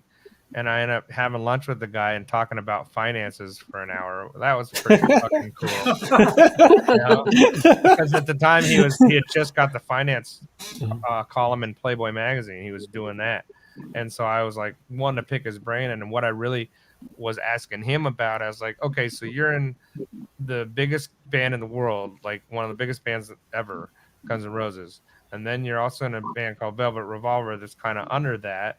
And then you have this band that they were there with that year called Loaded, which was his own way under that, you know, playing clubs, van and trailer, that whole thing. Like, I was like, so I really was like, so how does money work on those three different levels? You know, you got this gigantic thing and you got this kind of mid-level thing, and then you just got the club thing. Like, so that was really interesting to me. And it was really a fun conversation and surreal all in the same time, because the next day we played at Laserfest in Des Moines, and almost a real similar thing happened, except it wasn't Duff, it was Jonathan Davis from Korn. And I was what? So, you know, and now it's funny to look back on some of that, because some of those folks have become my friends over the years now, but back then it was just like, what, you know, that was I was still really, really new to this world, this level of that kind of world, you know what I mean? So working with Corey, all of a sudden I'm meeting guys and hanging out with Vinnie Paul and Scott Ian and all these folks that you know, again, hung on my wall or you watched on TV over the years and all that stuff. And now like now you're kind of at peer level with them, and that can be very it's surreal. It's very strange. But it's also really exciting and really fun, because you know, because now you get to know them as just as humans, as people, and some of them you really take to and that you really like a lot. You know, Billy Sheehan's become a friend, and that's my favorite bass player of all time. You know, like Paul Gilbert was my favorite guitar player of all time, and I got to play bass with him. You know, and just those kind of moments where you get to kind of go from here to humanizing them and then becoming friends with them to the point where you're just calling them going, hey, what are you doing today? Let's go have lunch. You know, like that's fucking weird. I gotta break this out just because yeah, that's awesome. That's so what I'm talking about. You had yours, and this was Paul's. Yeah, he's still my favorite, man. Wow. And I the fact that I got to do 2 shows with him, he was just doing these clinics at guitar centers, and they called me to play bass, and I was like, yes, I will learn. Yes, I will learn 8 songs by tomorrow. Sure, I'll figure it out. Yeah, if you're ever in Philadelphia, you got to see Bobby if you need equipment. I'd love to, yeah. Yeah, I'm a gear whore, but that too. Yeah, I'm the same way as you. Look, and the 4 of us are like that. You know, we've been around the block. We've met our heroes. We've been with our heroes. Yeah. Good friend of mine who comes over a lot and's been on the show, Mark Hudson. Mark's produced Ringo, Ozzy, Hanson. Yeah. Living on the Edge with Aerosmith. And to have him come in here and he and I record and do That's shit. awesome. Look, I got Jason Bonham's drum kit over here, you know. Nice. Very cool. Damn. So that's Jason's old kit. Nice. But Nice. I know what you mean when you sit there and you wake up and you want to pinch yourself, and Yeah, somebody asked me yesterday, "Do you ever stop pinching yourself?" And I'm like, "No, not really. Lately, it's just one thing after another, And but I mean, that's what I signed up for. That's why I moved to But I got Nashville. to ask you this little sneaky question. You got Sure. great kids, beautiful wife. Do they really give a rat's butt about everything you do, or do they go, oh God, another story Um. from Dad? Yeah. No. I mean, not really. Especially, the immediate family I have here. Not really into it so much. My older kids, I've got a 17-year-old and an 11-year-old. My 17-year-old is all about it because you know, he's getting to that point where he's actually doing music now. And he actually, Saturday, I went to go see his performance. He wrote the entire like note for note musical score for his marching band which to was do. awesome. Yeah, so and so I got to see that come to fruition. He'd been working on it for like over a year. I saw him when he first came to my house in Nashville, and he showed me the score on the computer. I was like, "How the hell do you even know how to do this stuff?" Like I was trying to figure out how to just play Guns N' Roses songs when I was 17, and you're like writing a score for a whole marching band. Like this is ridiculous. And he's doing costumes and the whole thing. And so I finally got to see that on Saturday, and he's really big on like, okay, when's your next thing in Nashville? I want to come. I want to be part of it. I want to whatever. So it was really cool to see that come up full circle because when he was younger, he didn't give a shit about any of this stuff either. And in fact, I think in a way it was almost resentful because this kept me away from them. You know what I mean? This keeps me on the road. This keeps me gone sometimes and stuff like that. And so to have him come full circle and actually do something musical that I didn't know how to do, and I still am not very good at, like, that's awesome. It's been really cool to watch that happen. Well, I got to say, I got to give your wife a lot of credit for being your backbone and really, Me too. you know, He has I put up just with think, so much bullshit from me, and he still does. So I agree with that. 100%. but that's the great thing, and all of us, just having anybody around us and friends, and that's why the four of us have stuck together. We love what we do. We love music. We love being with people like yourself who love and enjoy making great music that we can enjoy and talk about. Absolutely. 100% for sure. Psycho Steve, let's kick it over to you, brother. Okay, so what is next for Tyson? Monsters on the Mountain. No, as far as in solo stuff. Oh, You said you're gonna go back to streaming, or you're actually gonna record like a full length album? Okay, so my friend Shane is on right now. I didn't know she was still watching. Shane was one of my moderators when I was streaming on Twitch, and I did that for that's how I made my living during COVID time, is playing to invisible humans on the internet that I could only see through chat, and it was amazing. And I had a lot of fun with it. But then when I moved, like my whole everything's in shambles right now, and so I'm slowly putting everything back together. And then my computer that I used to stream, it's in really bad shape. I don't know if it got damaged from the move or what, but it's in the shop right now, and I'm hoping to get it back in a week or so. And I want to get back to it. I really want to get started on that. My goal was to get started by November 1st with it. I also am working on some new materials that I'm planning to release. I have one song that is hopefully it will be out. Maybe I can put it out. I don't know. My goal is to maybe have it out around holiday time. There's a song that's Roxy from Vixen and me and Billy Sheehan and Todd LaTorre from Queensryche singing on it. Wow. And Wow.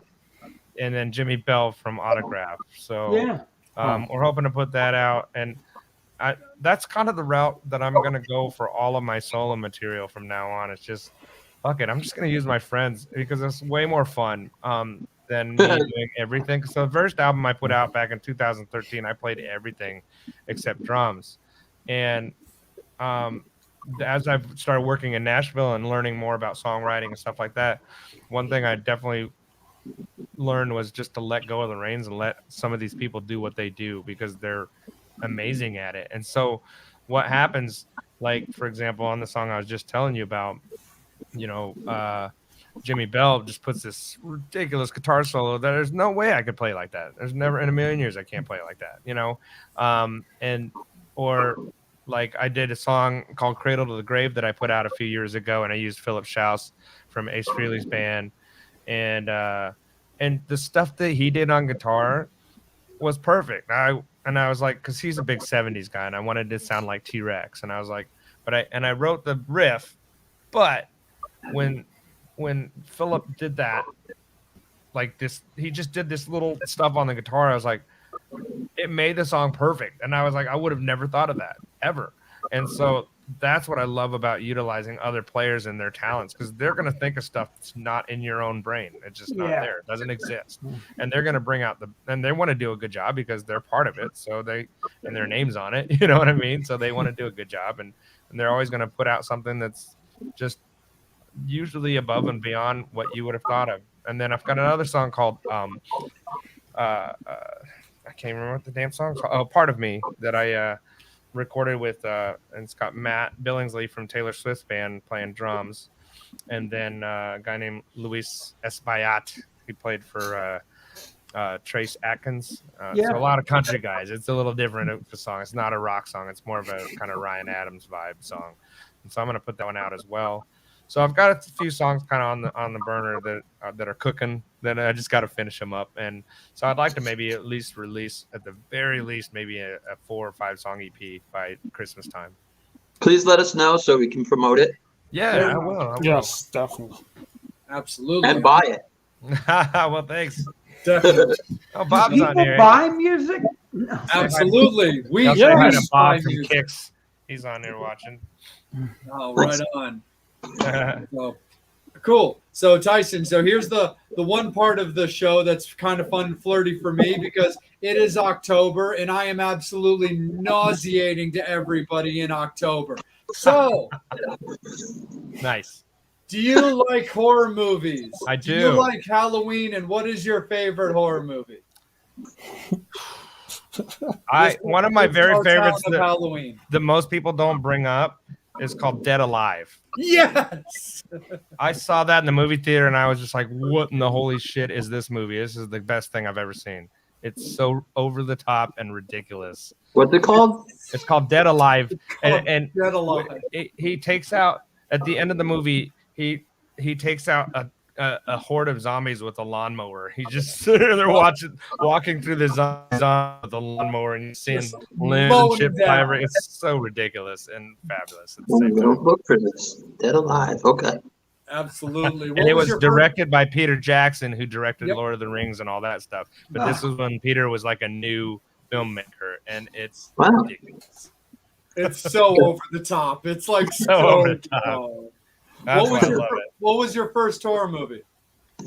I don't know, because I was such a big. It's funny because my son, the one that you saw poking around down here, he's 7, and we were just in a bookstore, and he was sitting there, and I was looking over there. I'm like, "What are you reading?" And he's looking at pictures of like The Shining and Stephen King's shit, and he was reading this magazine which was dedicated to all these Stephen King movies. And I was like, okay, maybe he's going to follow my footsteps, because me and my best friend Chris would just go rent a VCR back when you had to rent the damn VCR. And we would go stock up, and bring like stacks of Nightmare on Elm Street and Halloween and all the originals. We would grab all that stuff, but we would get weird stuff too, because I was a big Fangoria magazine fan too. And so stuff like really creepy shit like Videodrome or or Basket Case or Scanners and stuff like that. I loved all that stuff. I still love all that stuff. Oh, that's super awesome. Yeah, I just saw the new Addams Family cartoon movie last week. I didn't see it, but my kids watched it last week. I wasn't home. I I'll have to check was it out. watching the Disney Haunted House one, which rocked. Nice. The Muppets. And the previous week I saw the new Jordan Peele Candyman movie. Oh yeah, I forgot he did that. Oh, I didn't know he did that though. Yeah. Okay, Yeah. I'll have to He's check Was it it out. good? It was cool. I don't think I was he was the hesitant straight up about it. director, but he was the producer behind it. Well, we just watched that Midnight Mass Oh yeah. That was fucking cool. I really dug that, man. I was like, okay. Like it started off a little slow, and I was like, okay, I don't know if I want to like this. But by the end of it, you're like, whoa, okay, they took us in a really interesting direction. It was cool.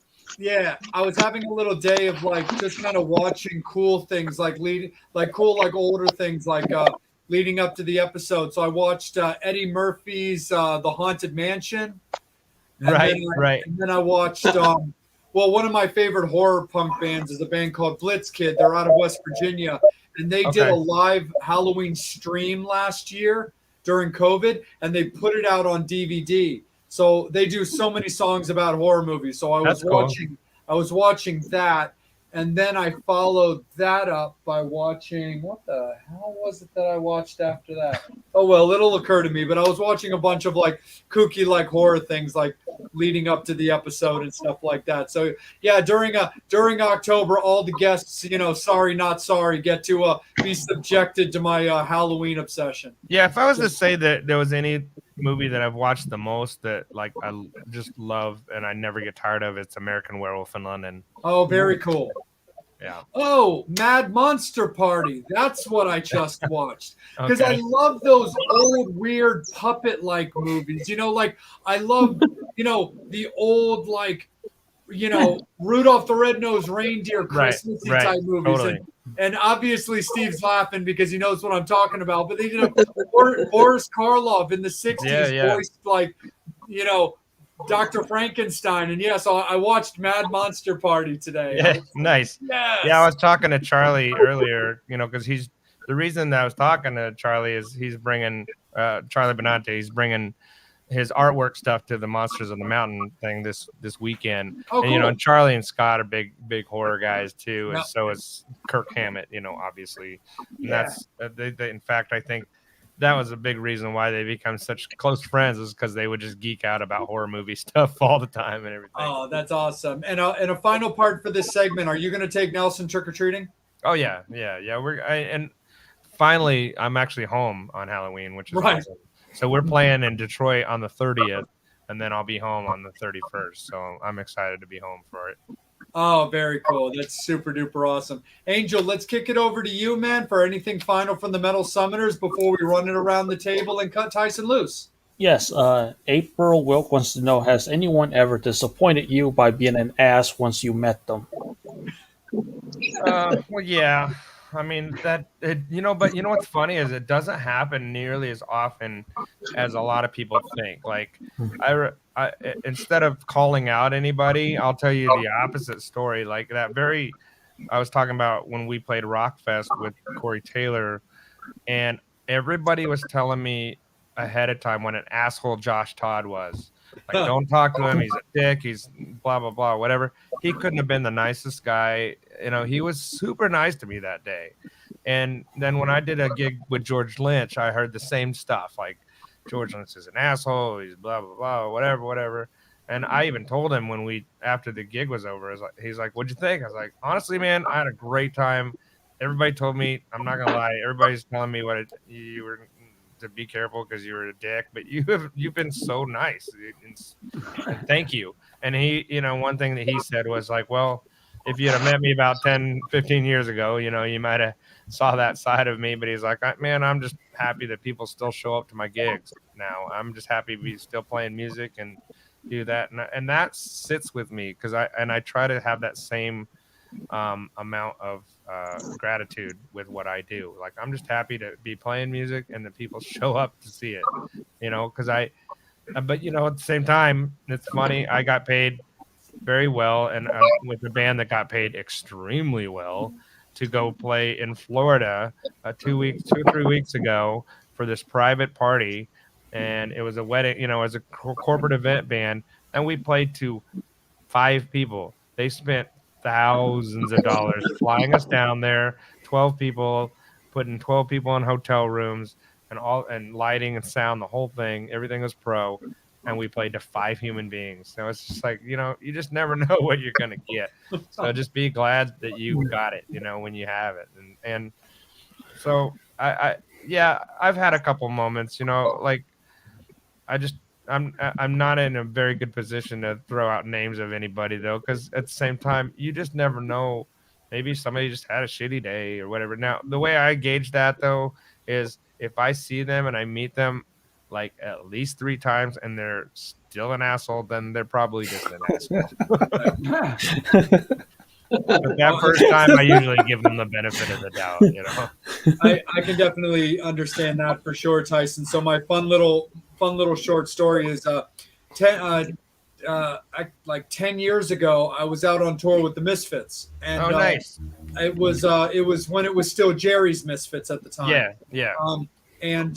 So I'd always heard these stories about Glenn and being like a dick or being a jerk or whatever. I've Sure. never personally met Glenn, but I've seen him take pictures with my friends and sign things. So I'm like, well, I've been a Misfit fan my whole life. I know that Glenn, but I don't know that Glenn, so it's hearsay.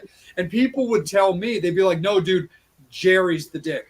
Jerry's an asshole. I'm like, well, let me tell you something. I toured with the guy.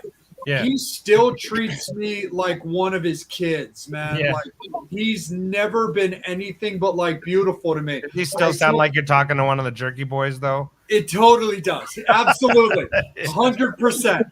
And so the last time the Jerry's Misfits played Baltimore before the reunion thing happened, I was with my then current now ex, and she didn't have any earplugs, and it was a really loud show. She's like, I don't know where I could get earplugs from. I'm like, here, hold on a second. So I took her over to the merch booth for the Misfits where Jerry's brother Kevin was at, and I was like, Kevin, do you have earplugs by any chance that I can give to Shannon? He's like, no, I don't. He's like, here, literally throws me his laminate. It's like, take this so you can get back in. Go to the bus, knock on the door. Jerry's got something. He'll give it to you.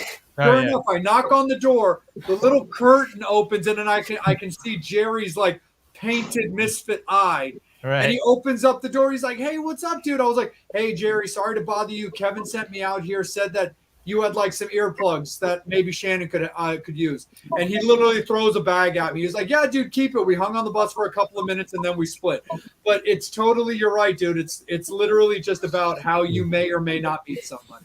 Yeah, for sure. Totally. Like, we did a gig with Sebastian Bach a couple years ago. It was one of the last gigs we did before COVID. And, you know, that was the day there was a bunch of wildfires going on in California, and they had to evacuate his house. And so he was nowhere really to be found before or after the gig. But, you know, he went on stage and put on actually a great show.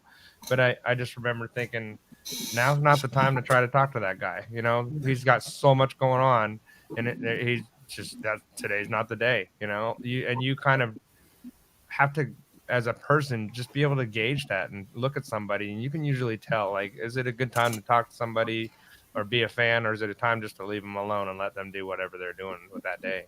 100% for sure. Angel, let's swing it back to you, bud. Haven't been in Vixen now for a while. Do you guys still practice before a tour starts? Nope. Oh. We've had 2 rehearsals the whole time I've been in the band. Wow. That's Wow. it. Ever. Really? Yeah. Even after COVID, we hadn't played together for over a year. We just showed up and played the gig and hoped for the best. I mean, because our guitar player and our singer live in LA, our drummer lives in Detroit, our bass player's in Florida, and I'm here in Kansas City. There's just not a lot of practical ways to do it. So we did 2 rehearsals before I joined the band, and we did one other rehearsal. I don't even remember why we were rehearsing, but we ended up having to rehearse in Omaha. I think it was because so we did the very first rehearsals with Janet right after Britt and I joined the band, like and we joined like February of 2017, and then we didn't have a gig though until April, so we did a rehearsal the day before in Omaha, and then we went and did the gig, and then we haven't rehearsed ever since at all. Sometimes we'll sit in a bed. Sometimes we'll sit in a hotel room and just kind of run through things or run vocal things, but that's about it. So it's a lot of just show up and don't suck. Right on. that's a good motto. Just show up and don't suck. Oh yeah, I tell that to everybody. You know, if I'm hiring people for a gig and it's, you know, I'm like, and they're like, is there a rehearsal? Nope, just show up and don't suck. That's it.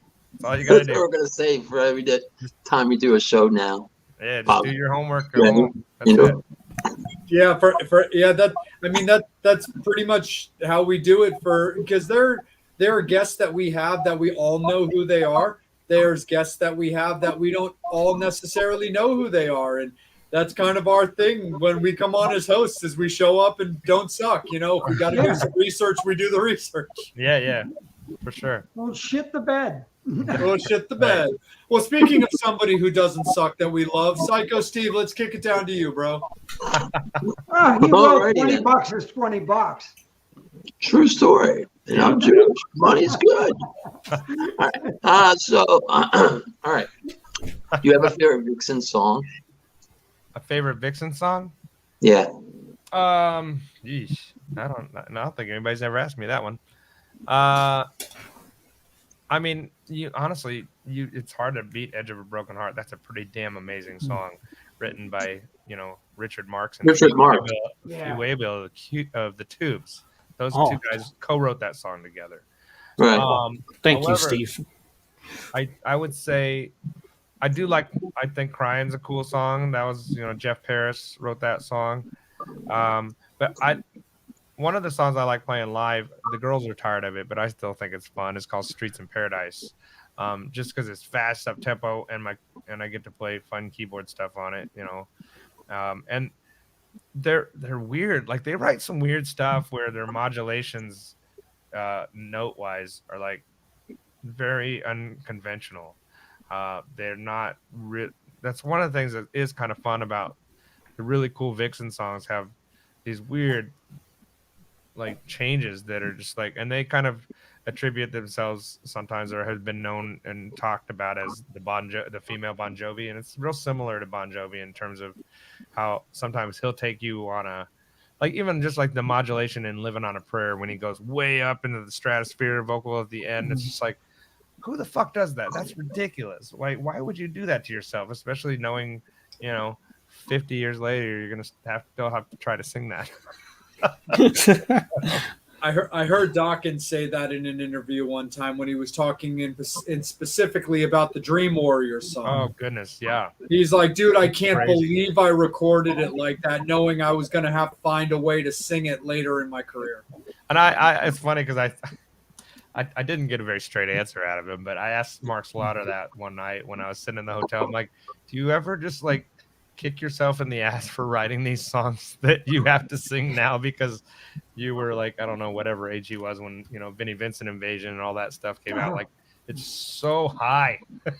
Like, and you can't, I mean, most people can't do that forever. I mean, none of those guys that sang that really crazy high stuff, even the guy from Steelheart, like he still struggles from time to time. That shit is ridiculous. It's like, why would you do that to yourself? But yeah, but great I will say though, Millie still probably does it better than everyone. yeah, he's pretty awesome. For sure, absolutely. Bobby, let's kick it over to you, and then we'll close with Angel. So the biggest thing you talked about gear, everything. You have your Prince guitar. Is there that one? Look, I know you're a family guy, and your wife is out of the other room. Is there that one piece of gear that you still chase or covet after? Not really. I mean, I've never really been like. Oh, speaking of Bob. Bob's watching. Speaking of singers that still can sing, I always give Steve from Kicks a hard time about. I'm like, dude, you're like 96 years old and you still sound exactly like you did in 1986. How is that possible? And he goes, underwear. I mean, that dude is incredible. I love those guys. I love all the shout out to Kicks. You're all I love those guys. But anyway, as far as gear, no, not really. I've never been a big gear head. Like I just like not even gear. that I Is there think is one cool. piece? Is there that thing that you just look? We all had that. Mine was Randy Rhoads' guitar. I loved when I seen that Les Paul and seen Randy play it. Yeah. I like collecting stuff like that though, like the Prince thing. The next, the next guitar I want is the Brian May guitar because I like having that kind of stuff because because I'm such a nerd. Yeah, exactly. Here he goes. Oh, He's going to get Bobby. it. No, Bobby. Yeah, Bobby's showing off. So, yep, that's what I want. That's my There it next is, guitar. red special. With So, the burn yeah. Take it over for Bobby. So yeah, Bobby, fuck you, by the way. But I just got this stupid little Hey, thing. what queen wouldn't have a Brian May guitar? But see, I just got this little whatever this thing is, Spark amp. Oh, practice I amp. love those things. Yeah. That's great, and I don't. That way, I can take that thing to a hotel room and just still practice and work on stuff and whatever. I mean, I don't know. I don't really chase after stuff like that. I just buy things that I think look cool or sound cool or both. In the moment, more often than not, it's just okay. I want this now, and I get Well, it. that Prince guitar you have has got to be the coolest. Have you ever taken is. it out on a gig? Yeah, I've done. Well, so I do a big jam here in Kansas City called Purple Jam, and that's what I bought it for. And it's basically we bring about 80 different musicians together. We play Prince songs all night, and it's a lot of fun. Oh, And well, I got to come down when you're. So, speaking of Nashville, we heard about Mercy Lounge. yeah, What's going on with Mercy? they're moving to a new location. Which a lot of people are super sad about it. But to be honest, I'm not. I hope they find a new place that has a better stage that doesn't have stupid poles that are right in the middle of the fucking What do you stage. mean that floor Yeah. that'll kill you after 3 cocktails? Yeah, exactly. That too. Like I'm not terribly sad about it, but I also didn't live there and go there for 20 years. You know what I mean? So, as long as those guys find a place and still are able to make new memories somewhere else, then I'm cool with it. But I mean, I get it. A lot of people cherish certain things like that because it's been in certain location for so long and everything like that. But I've always, if I'm being honest, as far as Nashville venues, I go Basement East first because the stage is amazing, the lights are amazing, the sound's amazing, the people that own it and the people that run it are great. Their staff is great. So if you have that whole package like that, that's where I'm going. Well, that's like Third and Lindsley, which is great going to see, Brent Mason. Yeah, I absolutely. love that venue. It's one of my Uh-huh. favorite rooms. Yeah. Well, Tyson, it was hilarious. Bobby took almost as many pictures of the stairs by the bar than he did of the actual bands playing. It was hilarious. Nice. I was like, who put stairs like 3 inches from the bar? Right. I Right. know. Oh my God, the place will kill you. That's why I left early. It was- the jack was attacking. but come on, you got to love Nashville to have a movie theater and a haunted house next to each other. Yeah, sure. Oh, I love Nashville. Everything about it was great. I had a great experience there. And it honestly, like, you talk about living your dream. That place allowed me to do exactly that. And now I'm doing exactly everything that I ever set out to do. And it's because I took the risk. I made the move. And I listened to Rich, who called me and said, you got to move here if you really want to make all these things that you want to do happen. You have to be present to win. So I went, and it worked. And now I accomplished what I wanted to do. I wanted to get a touring gig. I wanted to make a lot of contacts, and I did both of those pretty well, I would say. So when it was time to come back and take care of family and stuff, everybody got it. Nashville was very cool about it, and they know that I'm going to come back and still do my shows there 3 times a year, and sometimes I'll just go back and do gigs too from time to time. Or but whatever. no happens. Summer NAMM next year in Nashville. What a bitch. Yeah, but if you went to Summer NAMM this year, you would have been like, "What the hell?" I happened? was. It was there. terrible. It was Yeah. so small, and it's why bother at this point, Especially if they're going to move the LA one to the summertime. It's just like, may as well do that instead. The only bad thing about that is we don't get that beautiful weather getaway in January. Yeah. From Kansas City going, oh, let's go to NAMM for a week and get away from the shitty weather. But we also have the Monsters of Rock cruise around that time, so it doesn't matter. Very true. Absolutely.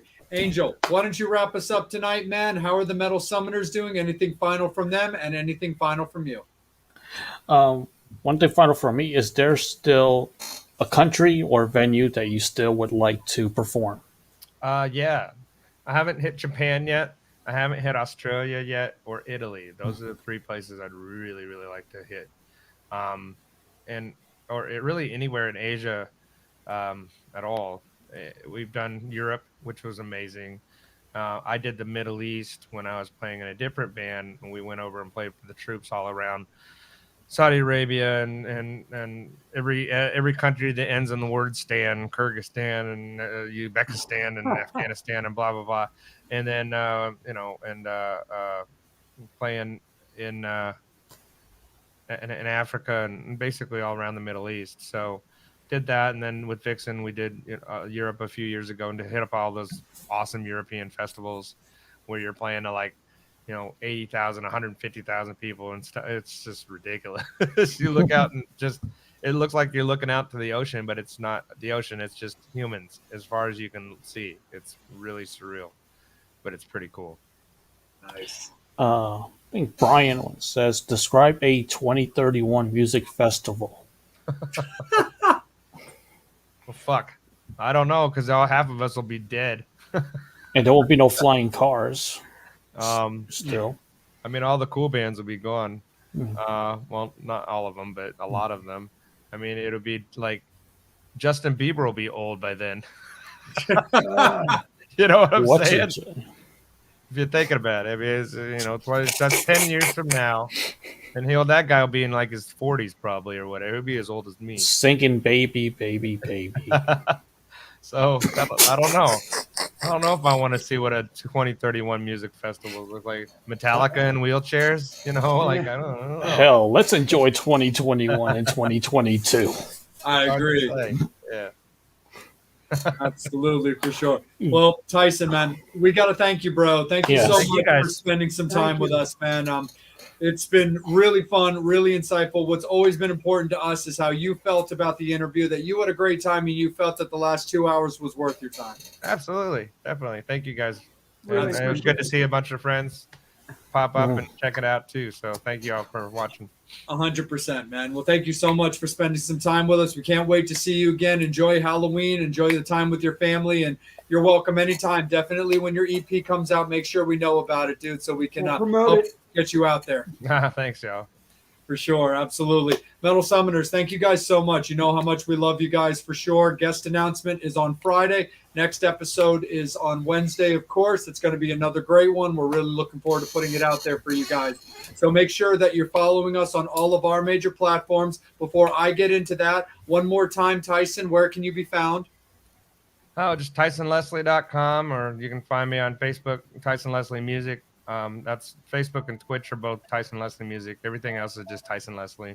I don't have an Instagram or Twitter right now. They're all shut down because I was over. Oh, it was too much, too much stuff. But that's the easiest way to find me. Just Google my name. You can find it. So.